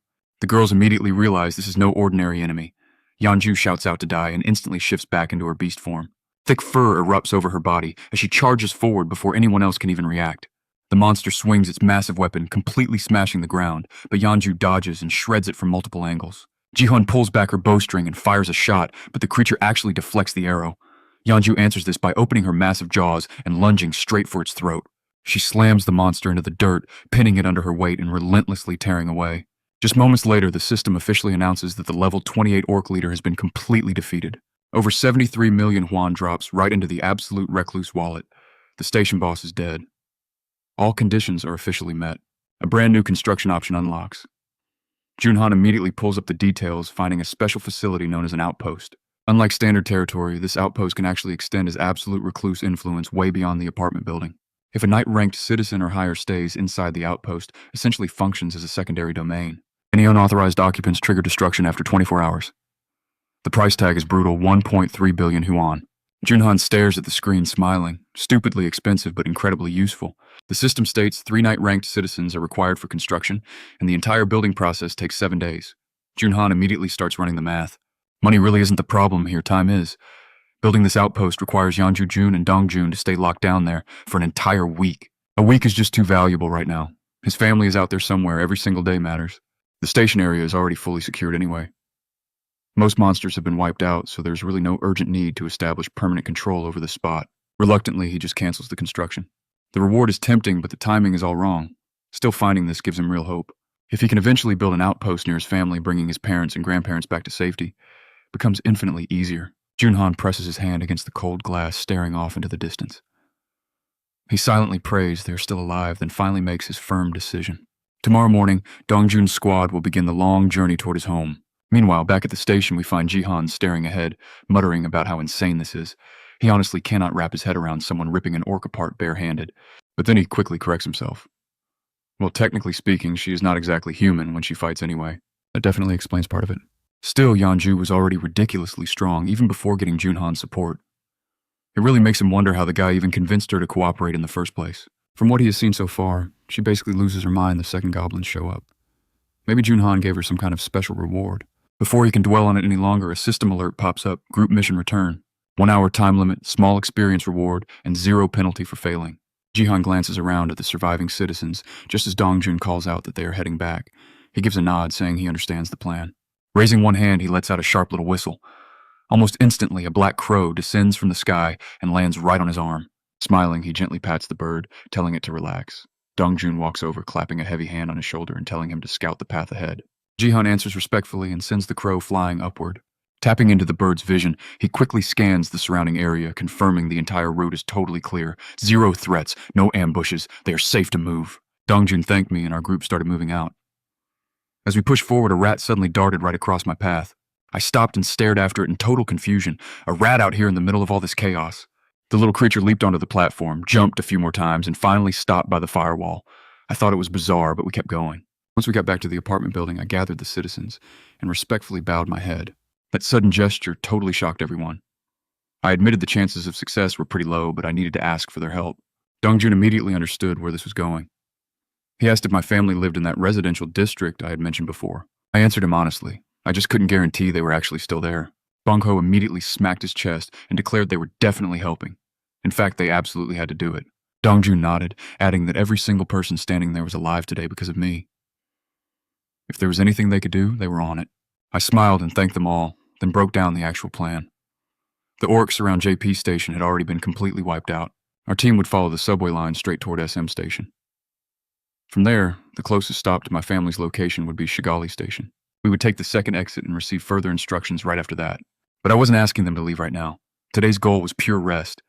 Tomorrow morning, we would officially begin the operation. Just as everyone seemed ready to head out, Yanju suddenly stepped forward. She wanted to ask me something. Looking directly at me, she asked whether my abilities truly couldn't just bring an entire family back all at once. That question hit way harder than she realized. I silently remembered all those countless experiments I'd already run. I had tested teleportation rewards before. That was exactly why Bongho's awakened ability had gotten me so insanely excited. If teleportation actually worked correctly, maybe moving my family wouldn't be completely impossible. Unfortunately, every single attempt failed. The system flat out rejected the reward. My best guess was that my targets existed completely outside my territory's effective range. If that assumption was correct, there was an even darker possibility. If my parents actually died outside that range, there might be absolutely nothing I could do to save them. I quickly pushed that thought down. I calmly explained that my abilities had strict limits. Some things were possible and some just weren't. Still, I reassured her that my promise regarding her son remained completely unchanged. Hearing that Yanju's trust in me went right back up. She smiled and thanked me for being honest. I told her that honesty was the absolute least I owed them. After that, everyone finally dispersed. Bongho suggested we all get some real rest while we still could. Dongjun promised they would be totally ready tomorrow, and the group began clearing out. But then a new system notification suddenly popped up. Unauthorized creature attempting entry. The creature meets citizenship requirements. Offer citizenship now. I didn't hesitate and immediately selected yes. A moment later, the system confirmed Yojin had officially accepted citizenship. Her status window flashed up instantly. Level 31. Trust level 7. Awakened ability, Mouse Queen. Experience distribution 0%. Money distribution 0%. I just blinked. Mouse Queen. Before I could even process that, I noticed movement nearby. A small little mouse stepped forward and let out a very surprised squeak. I stared for a second. Then I asked the most reasonable question possible in this apocalypse. A mouse seriously. Turns out about an hour earlier, Yojin was secretly watching everything unfold. She honestly couldn't decide whether we were brave survivors or complete suckers. From what she had seen, we were out there hunting orcs like it was just some regular afternoon hobby. That meant most of us had probably awakened our abilities already. But the problem was awakening wasn't supposed to be that common. The more she watched us, the stranger it felt. Still, she decided to keep following our trail. Being responsible for everyone all by herself was getting much harder every day. If we were really as capable as we looked, we might be worth investigating. With that exact thought, she kept tailing us from a safe distance right until she suddenly heard voices nearby. Children were actually laughing. Children in the apocalypse. Yojin totally froze and stared in pure disbelief. Kids were actually running around playing. That alone was insanely weird, but looking closer, she realized there were way more people living here than there ever should have been. The entire place felt incredibly wrong, but in a good way. Getting curious, she rushed right toward the entrance for a closer look, only to smash face first into my invisible barrier. The heavy impact made her squeal loudly, a fresh bump instantly forming on her head. Then a system message popped up informing her entry was strictly prohibited. Yojin held her aching head and mentally screamed, wondering what kind of absolute nonsense this was. Then another notification appeared, accept citizenship. At that point, she didn't even hesitate. Yes, obviously yes. The system keeps flashing right in front of her. A second later, citizenship is granted. Yojin clenches her tiny paw and lets out a triumphant squeak. It actually worked. She steps forward, carefully passing through the barrier without any resistance. Absolute success. But the second some residents notice her, someone screams there's a giant rat inside the building.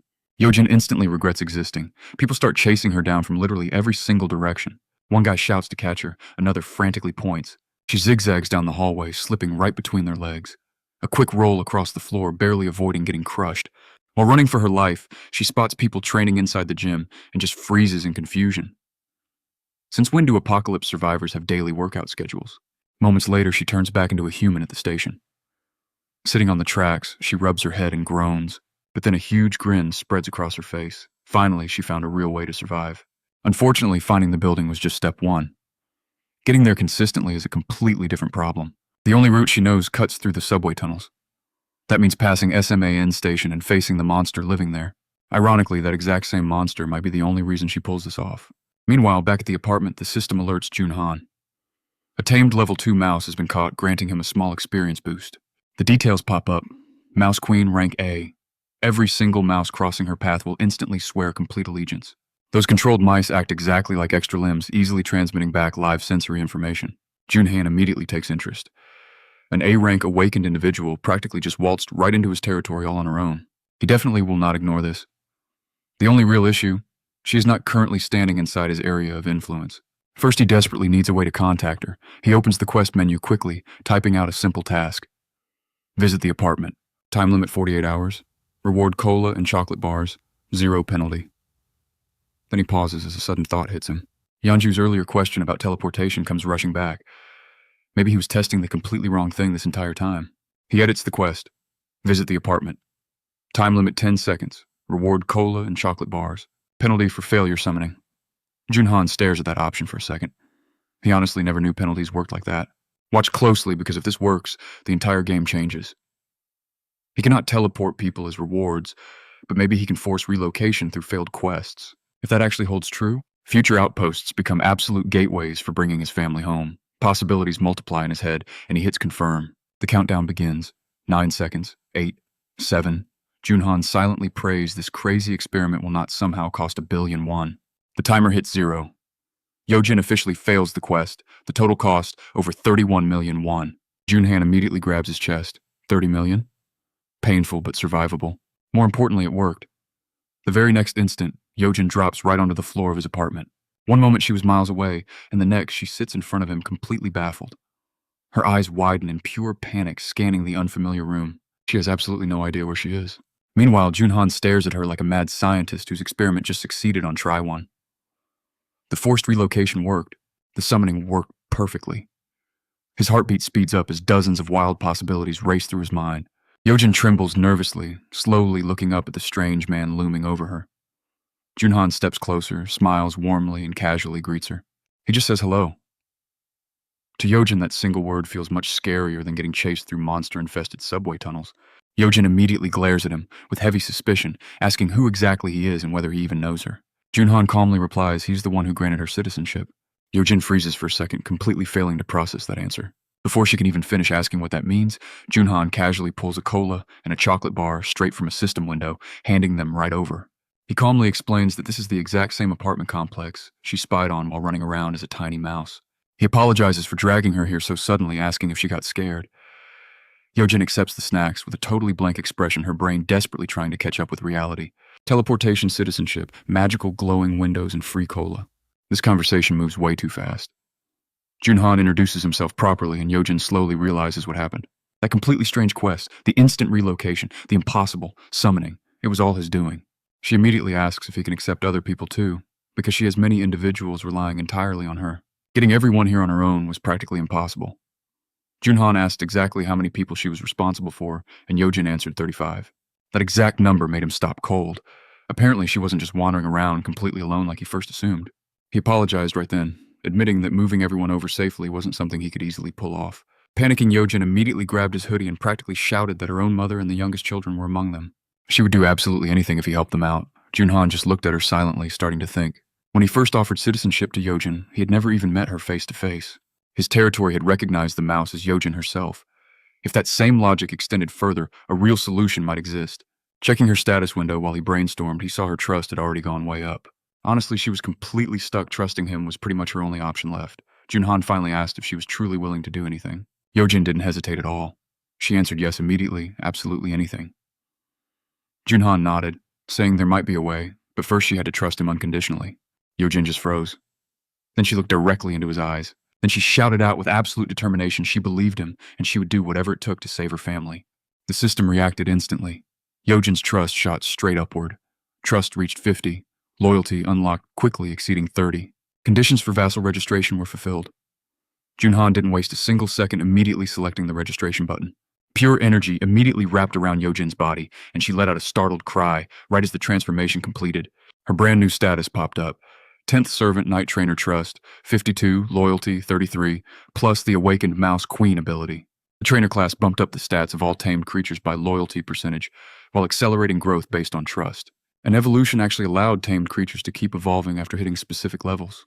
Jun Han immediately got to the most important part, asking if she had any mice near the hideout where her people were staying. Yojin nodded. He told her to send them immediately. She sat down cross-legged, tightly, closed her eyes, and started concentrating. At that exact same time, Jun Han activated his absolute eyes to observe. A level 2 tamed mouse quietly approached the survivors. Someone immediately pointed and yelled about a rat. Another person recognized it as one of Yojin's pets.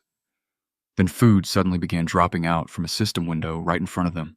Every single person froze. A guy stared at the supplies, shouting in total disbelief.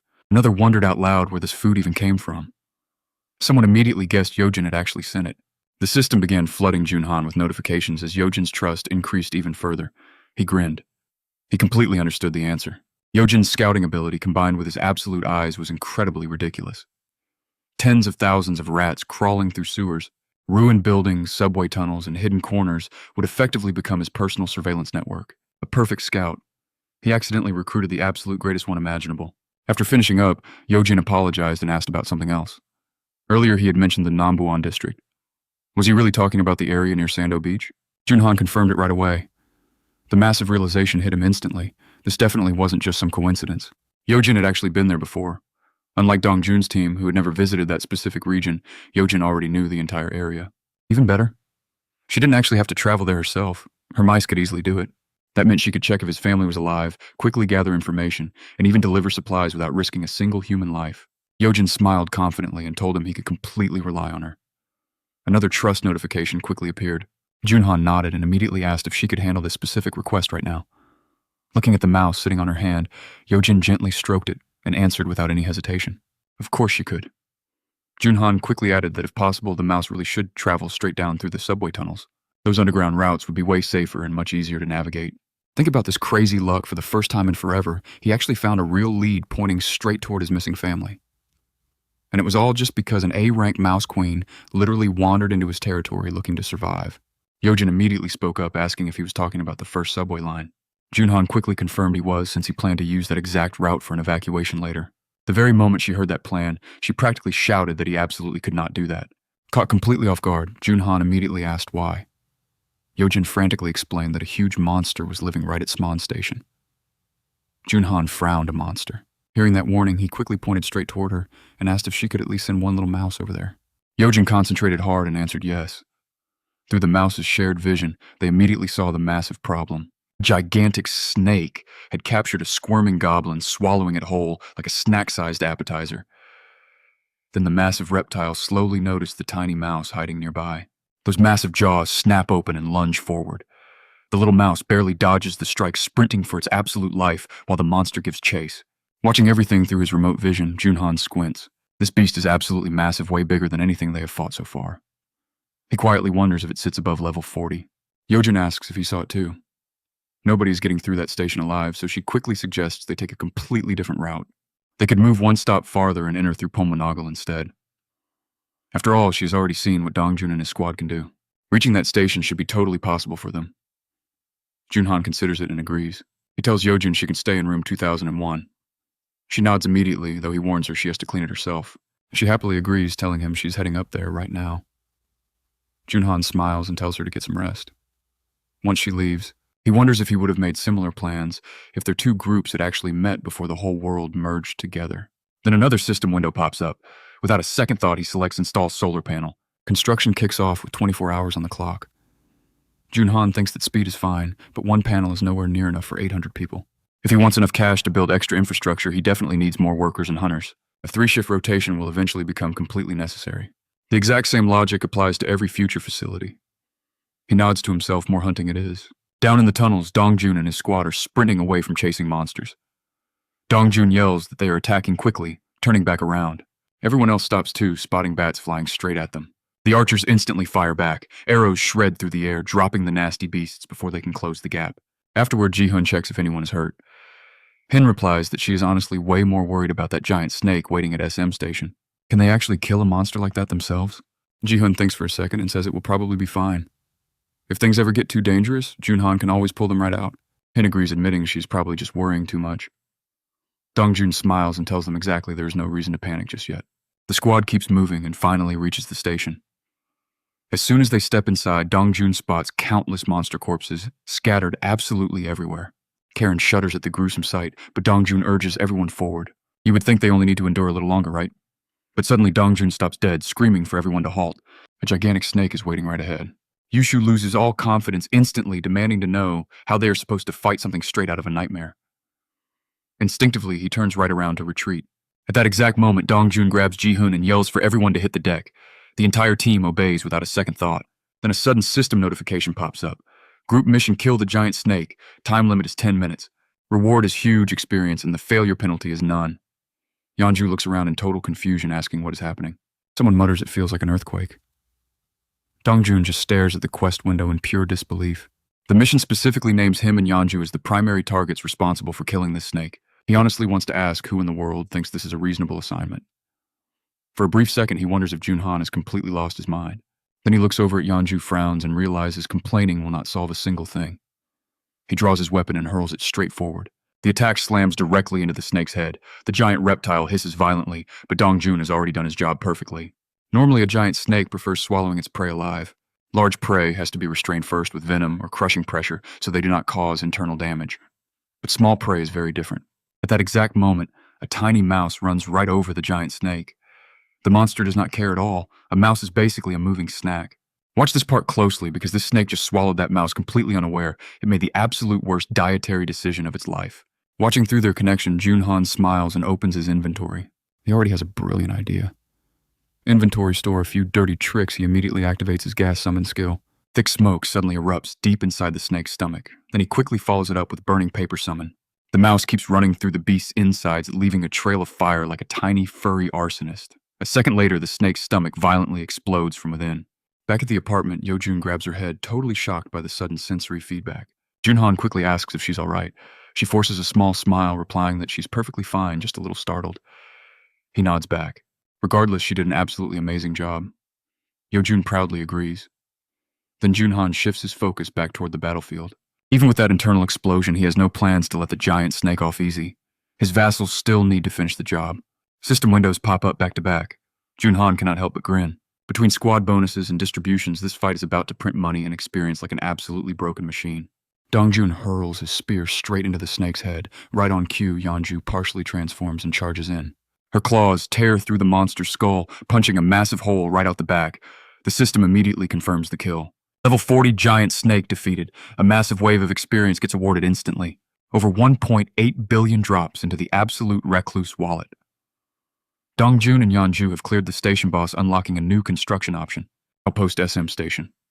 Jun Han sees his skill level rise. The absolute recluse hits level 15, gaining 3 extra development points. A powerful surge rushes right through his body, and moments later his territory expands again. Then another notification drops. The system has found 200 individuals meeting the requirements for citizenship. Jun Han accepts instantly. Citizenship granted. The citizen count hits 1,000. A new milestone reward activates. Every single citizen now receives a basic level passive skill. Plus all citizens gain another 100% bonus to experience and money income. Jun Han blinks. So that is how it works.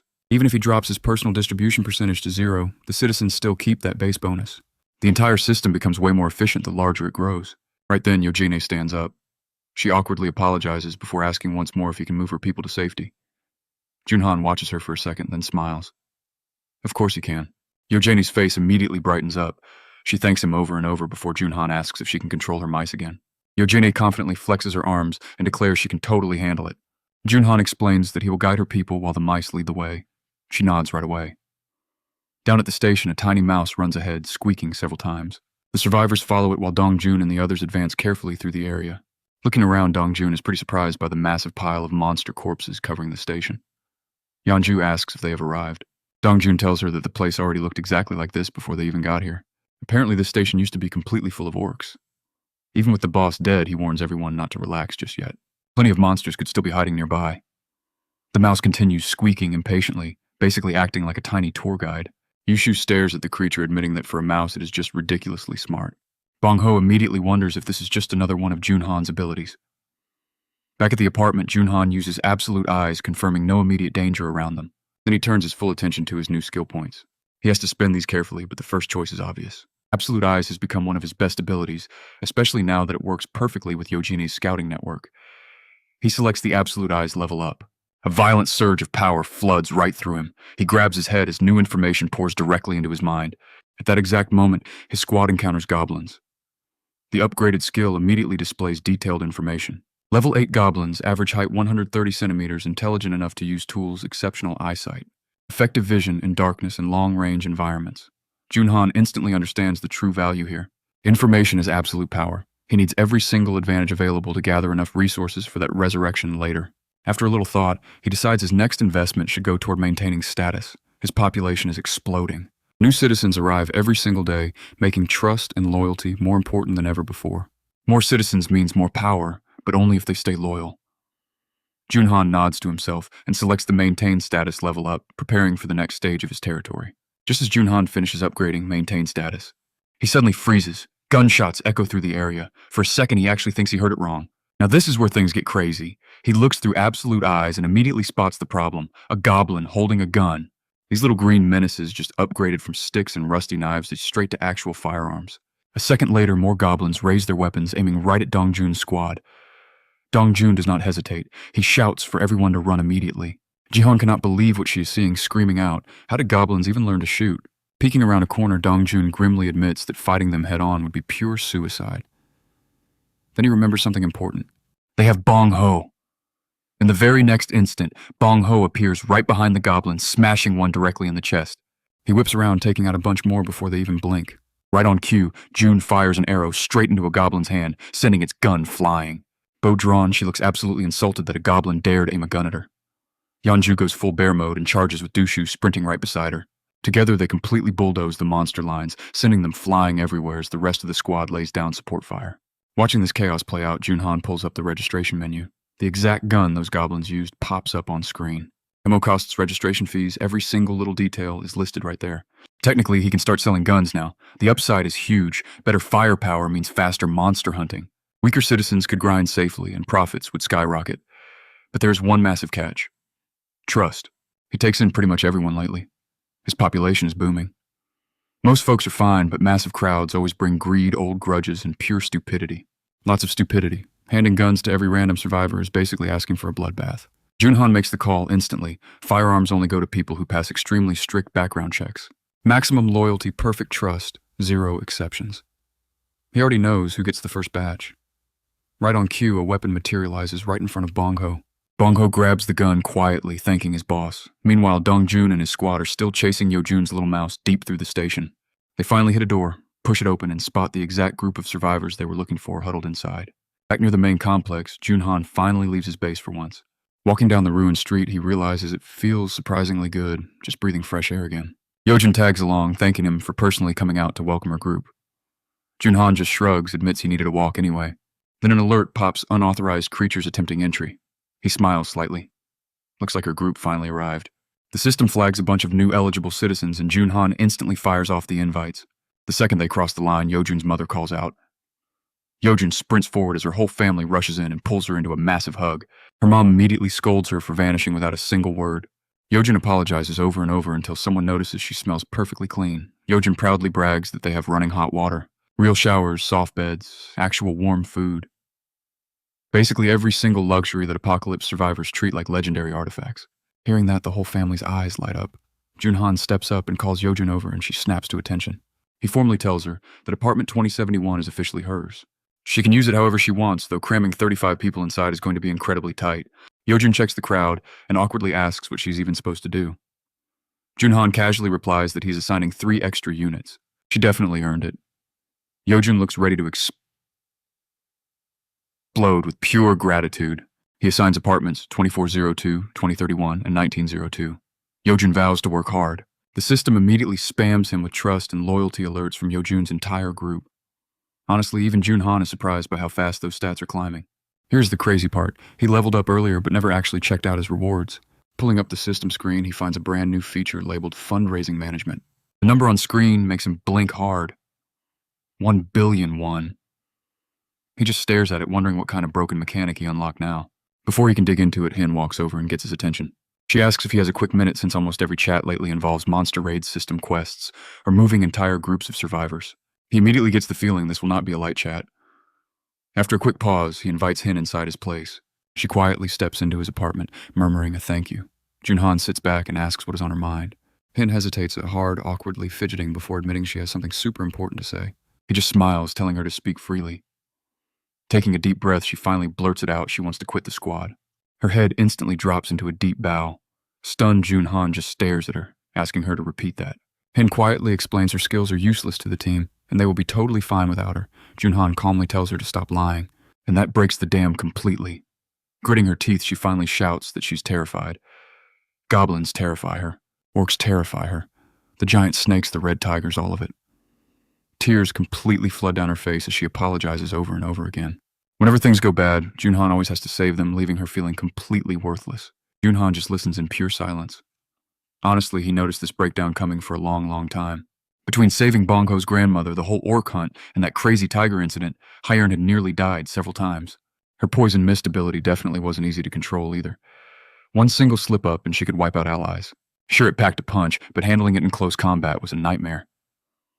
She broke down crying, convinced she was completely failing his expectations. Jun Han scratched the back of his head before finally speaking up. He told her he actually needed her help. She looked up at him, totally confused. Help with what Jun Han asked if she knew Kim Den up on the 21st floor. He explained how Kim Den was trying to manage everything alone and seriously struggling. Moving forward, he planned on building way more facilities and expanding straight into new areas.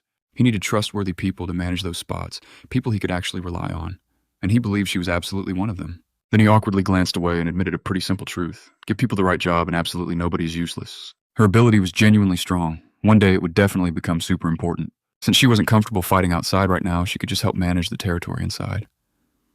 When the day came that he truly needed poison mist, he would ask. Hyern stared at him in pure shock. Then she smiled right through her tears.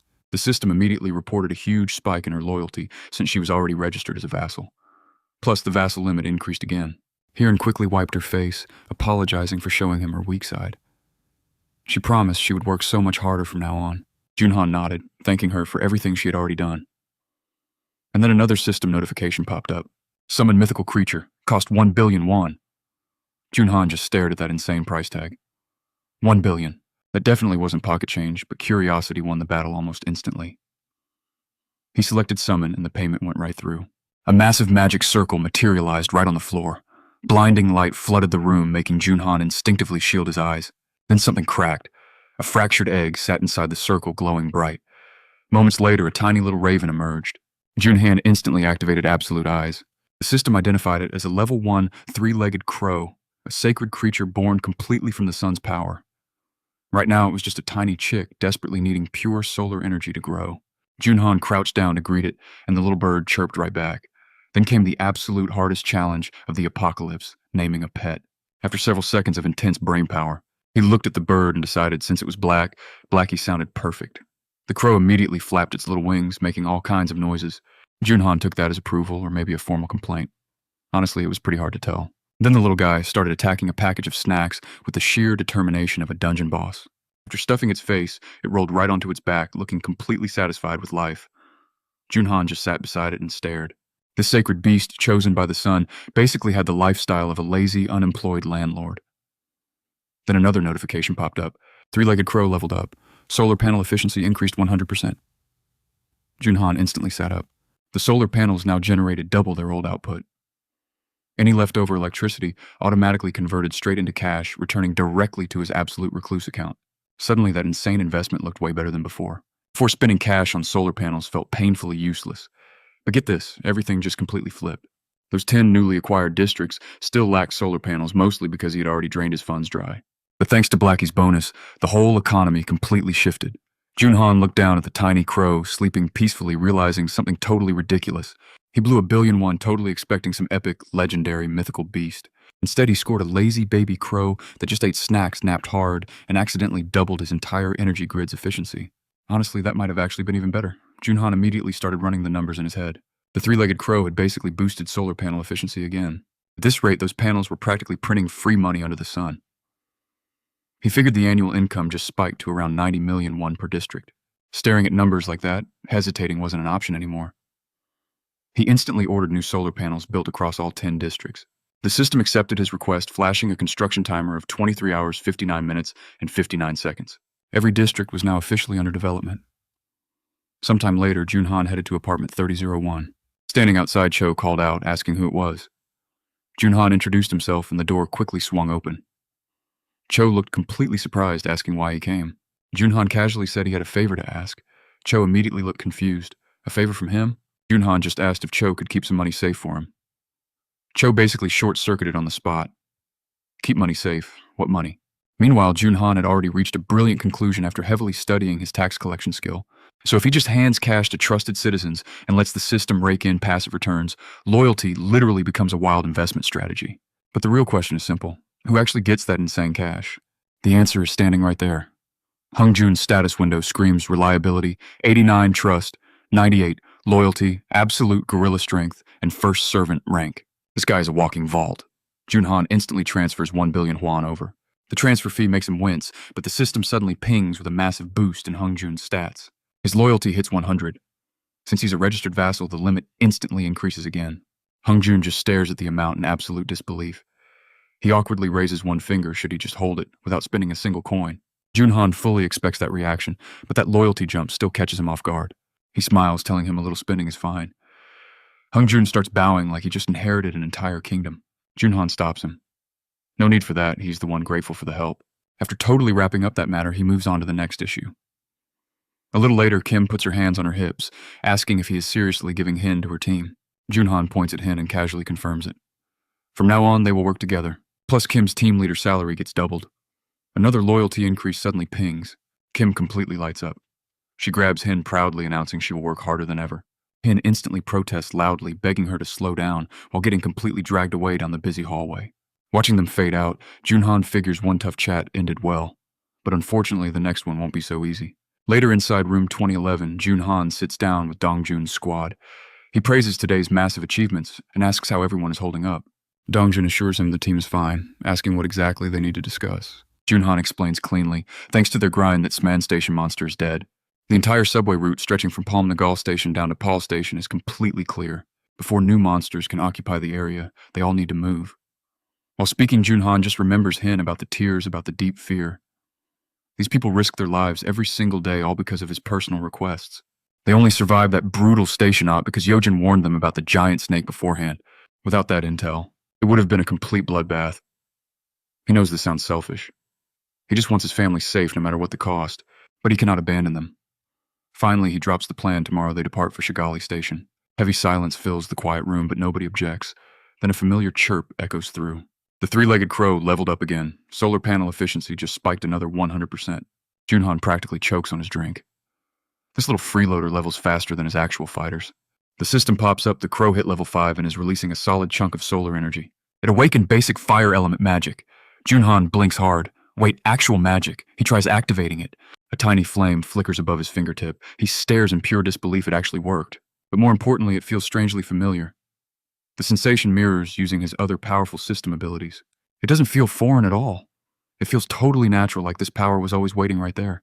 Watching that flame dance, Jun Han slowly realizes the truth. The system isn't just handing out basic resources anymore. And here's the fun part. Jun Han steps outside to test it. Checking the area is clear, he closes his eyes, imagining a massive flame big enough to swallow a house. Concentrating every drop of energy into his hands, he thrusts them forward with a loud shout. A tiny, pathetic fireball pops out and lazily floats ahead. Jun Han just stares at it for a second, fully admitting that is way less impressive than he actually imagined. Right now, this ability isn't exactly setting the world on fire. Still, he isn't disappointed, because combining it with gas summoning and maintain status makes things insane. A little gas placed perfectly, spark a little flame at the right moment, and suddenly this harmless shut-in holds a deadly combo. The skill is weak, but Blackie keeps growing. That means the potential ceiling is ridiculously high. Satisfied for now, he wraps up the test and figures it is time to eat something. The solar facilities are completely finished. Jun Han just smiles happily eating his rice. Blackie gained 3 levels in one day, boosting solar panel efficiency 8 times over. Even after powering up the whole building, there's still leftover electricity turning straight into cold hard cash. This little crow is basically speed-running utility bills. Mid-meal footsteps grab his attention. He looks up, she finally made it. Yojin walks in with a bright smile, thanking him for the much-needed break. She says she feels completely refreshed, basically reborn. Jun Han replies that she absolutely earned it. Her skills expanded his zone of influence by a mile. Honestly, he should be the one thanking her. He gets straight to business and asks for another favor. Dongjun and the squad hit SM Station and they need her backup. Yojin says she already sent mice down the subway tracks. From her scouting, reaching Korin Station should be a breeze. Jun Han catches that specific wording. Korin Station is perfectly fine, but anything past that means real trouble. Yojin nods. Busan Station is exactly where things get incredibly dangerous. She suggests he take a look himself. Sitting cross-legged, she focuses, and Jun Han links up using his skill. The second those tracks appear, his face completely drops. Passing through there normally is just not an option. The railway is totally wrecked. Yojin even sent her mice up to the surface, and the view up there is awful. Buildings destroyed, roads completely shattered. The whole zone looks like a massive natural disaster just chewed it up. One mouse stops near a massive crater in the ground. Jun Han stares hard and realizes this is not battle damage at all. It is a footprint, a truly gigantic footprint. Suddenly, all those ruined buildings make perfect sense. Then a deafening boom explodes through the link. Yojin grabs her head and instantly collapses forward. Jun Han grits his teeth. If shockwaves like that keep hitting this entire building, might literally shake apart. He reaches out asking if she's okay. Yojin manages to steady herself and says she's fine now. Jun Han asks what the hell that noise was. It felt like a massive vibration. Before they can even investigate further, frantic shouting rings out from outside, someone urgently calling his name. Jun Han and Yojin step out and find Hyungjun sprinting toward them. The guy can barely catch his breath before telling Jun Han he needs to see something right this second. That pure panic in his voice makes Jun Han's stomach drop. He was already feeling pretty on edge. Hyungjun's apartment overlooks SM Station. If this ties back to that crazy vibration, something extremely bad is going down. They rush over to the balcony. Hyungjun points straight ahead, telling him to look. Jun Han steps up and instantly freezes. Get ready for this. For a second, he thinks his own eyes are lying to him. Then the impossible happens right there. A titanic monster casually swings an arm and levels an entire building. Jun Han's mind just blanks. This is no normal boss. This is not a tiger. This isn't even that massive snake from before. This absolute unit looks like a walking natural disaster that completely ignores the laws of physics. Without wasting another second, Jun Han triggers the vassal summon. His whole squad pops up right behind him, super confused about why they just got dragged up here. Dongjun demands to know what is happening. Bongo guesses this might be connected to that wild earthquake. Then everyone actually looks outside. The moment they spot that giant tearing through the ruined city, all talking, just stops. A single step from this monster sends heavy vibrations ripping through the streets.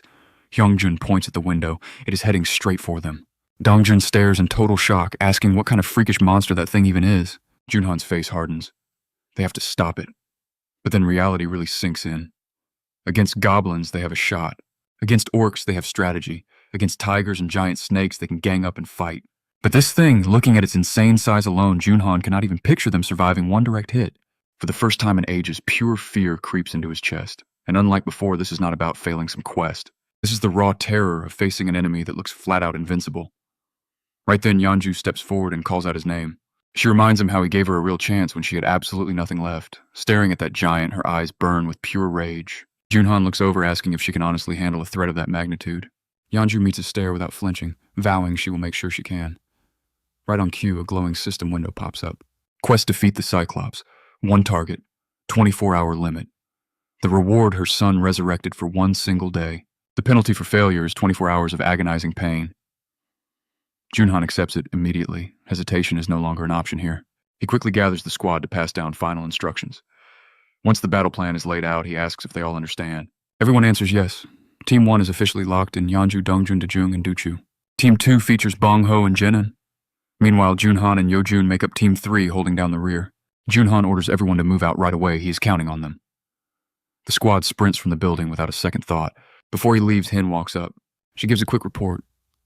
Just as instructed, the military veterans are heading to the main gate while civilians safely evacuate into the underground parking lot. He thanks her and tells her to get down there safely. Hin hesitates. Her hands shake wildly, but she firmly insists on helping out. Jun Han studies her closely and asks if she can actually handle this. Clearly terrified, she promises to scrape together every ounce of bravery she has. He just nods, then tells her to follow him straight to the gate. Jun Han finishes his head count shortly after. 99, 100, and 101. Out of 1,200 citizens, only 100 possess military experience. The total is honestly depressing. One nervous guy asks what exactly they are supposed to do now. Jun Han immediately asks where Sununi and the twins went. The answer is painfully obvious. Before anyone can even reply, they are long gone. Along with hundreds of others, they hid out in the underground shelter. Playing saying it safe sounded way better than acting heroic. Jun Han grits his teeth but quickly pushes his anger aside. These people standing right here actually chose to step up. They know the harsh truth. If nobody fights, everybody dies. They're definitely not fearless. They're absolutely terrified, just like the others. The only difference is that they still showed up. This is what real courage looks like. Jun Han thanks them sincerely, opens his system interface, and purchases 101 pistols plus ammunition. At the same time, he boosts their experience and money distribution rates by 100%. Weapons and loaded magazines start raining out of system screens. The soldiers stare in pure shock. Real pistols, actual firearms. For the first time, some actually feel like they stand a fighting chance. Jun Han tells them the best rewards belong to those facing their fear. He activates his Absolute Eyes skill and quietly announces that it is starting. Far away, the Cyclops unleashes a roar heavy enough to shake the entire block. Now watch closely because Dong Jun is already in position. He tightens his grip on the spear, then hurls it straight into the giant monster's leg. The Cyclops immediately stops moving and turns toward him. That massive single eye locks onto his position. For one awful second, Dong Jun feels exactly like a rabbit staring down an oncoming train. The beast raises a massive arm to strike, and Dong Jun nearly panics. Before that deadly blow lands, Yanju charges in from the side. She slashes the giant leg with her claws, completely drawing its attention. The furious Cyclops roars and violently stomps the ground. Yanju barely dodges. The massive shockwave alone launches her flying through the air. She recovers growls and rushes forward again, only for a second brutal attack to slam her straight into a wall. Blood splatters everywhere as she crashes hard into the concrete.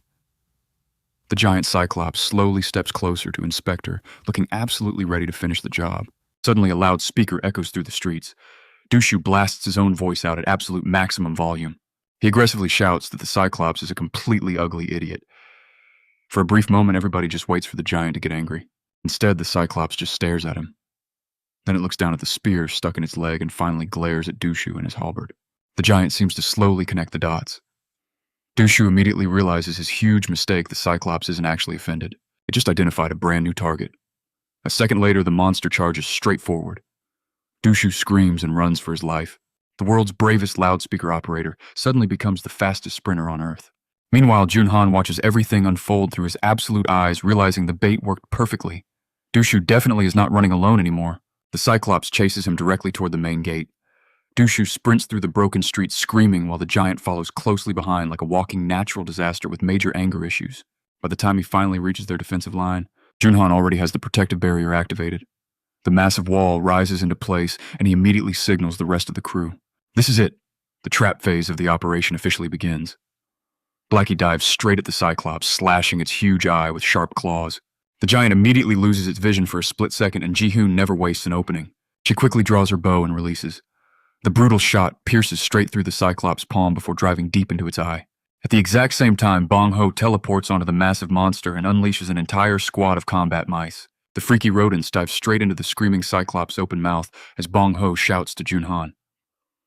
Up to this very point, everything is going exactly according to plan. Jun Han instantly summons explosive gas inside the giant's stomach. The beast's eye snaps open involuntarily as thick gas begins pouring from its mouth. Jun Han stretches out his hand. It is time to finish this combo. Using his fire magic, he instantly ignites that gas. A massive, violent explosion completely erupts inside the Cyclops. Thick black smoke bursts from its mouth, nasty wounds ripping right across its body. The giant staggers backward, barely keeping its balance. Everyone around Jun Han gets pretty nervous, but he immediately orders them to hold the line. Honestly, so far everything is going perfectly. Every single citizen focuses their fire straight at the giant's head while it leans heavily against that barrier. If they just weaken it enough, Yeonju or Dongjun can land the finishing blow later, but unfortunately those two still haven't shown up. Right then, Hyungjun nervously calls out and tells him to turn around. Jun Han confidently replies, "Relax, everything is totally fine. The Cyclops definitely cannot break through this barrier anyway." Then he actually turns around and instantly regrets saying that. That enormous eye is staring directly at him. Jun Han instinctively takes a massive step back. Not a single scratch on this monster. After tanking explosions, arrows bomb mice, and attacks that would delete multiple bosses, it just stands there looking personally offended. The massive Cyclops raises both fists high above its head and slams them violently onto the barrier. The system instantly flashes a warning: an unauthorized creature is attempting entry. Jun Han feels his heart completely stop. Hyungjun immediately screams for everyone to fire. Gunshots erupt from every single direction as bullets shred the giant's eye. The Cyclops roars in pure agony, grabbing its face. Jun Han realizes the attack stalled it for now, but a few more solid hits on that barrier and they are absolutely finished. He instantly dumps his unused skill points into strengthening the invisible hand. He was saving those for a real emergency. Turns out a skyscraper-sized raging Cyclops fully qualifies as an emergency. The giant raises those fists again and repeatedly hammers the shield. Every impact shakes the earth, but surprisingly the barrier holds strong. The terrified onlookers cheer loudly as their confidence suddenly returns. More bullets rain down. This time they aren't just aiming for the eye. Nasty wounds start appearing all over the giant's massive body. Between the mouse bombs, heavy gunfire arrows, and pure explosions, damage is finally accumulating. Jun Han realizes keep this up, and they actually win. But pay attention here, they still lack one decisive strike. Then a spear suddenly tears through the empty air. It strikes the Cyclops at insane speed, piercing deep into thick flesh. Jun Han immediately smiles. The cavalry has finally arrived. The monster roars furiously. Jun Han orders his vassals to finish the job, summoning extra spears for Dongjun, who grabs one and hurls it hard. Then another, and another. The giant raises both hands to protect its head, but those spears just keep piercing its body from every single angle. Ji-hoon joins the assault too, firing arrow after arrow at the beast. Right then, another system notification pops up. The three-legged crow just leveled up again. Solar panel efficiency increases by another 100%, finally reaching absolute maximum efficiency. The little crow releases even more solar energy. Beginner fire magic instantly evolves into intermediate rank. Then a crazy message drops. The crow detected an intruder inside its territory and is requesting permission to release energy. Jun Han blinks in confusion. The intruder obviously means the angry Cyclops. But why does Blackie need permission? The bird is literally tiny. What exactly is it planning? Insanely curious, Jun Han goes ahead and approves the request. Then he practically chokes when the system says 300 million yuan will be consumed. 300 million. Before he can even complain, blinding rays of light erupt from solar panels across the whole territory, converging right at the apartment building. Everyone looks up completely confused. Then a tremendous earth-shattering sound echoes through the sky. Jun Han turns and sees a massive raven soaring straight overhead. Blackie became gigantic. The huge bird opens its beak, gathering a sphere of pure, concentrated light. Even the Cyclops turns to look. 1 second later, Blackie fires. A massive beam of light violently rips through the entire battlefield and slams directly into the Cyclops. Everyone scatters immediately.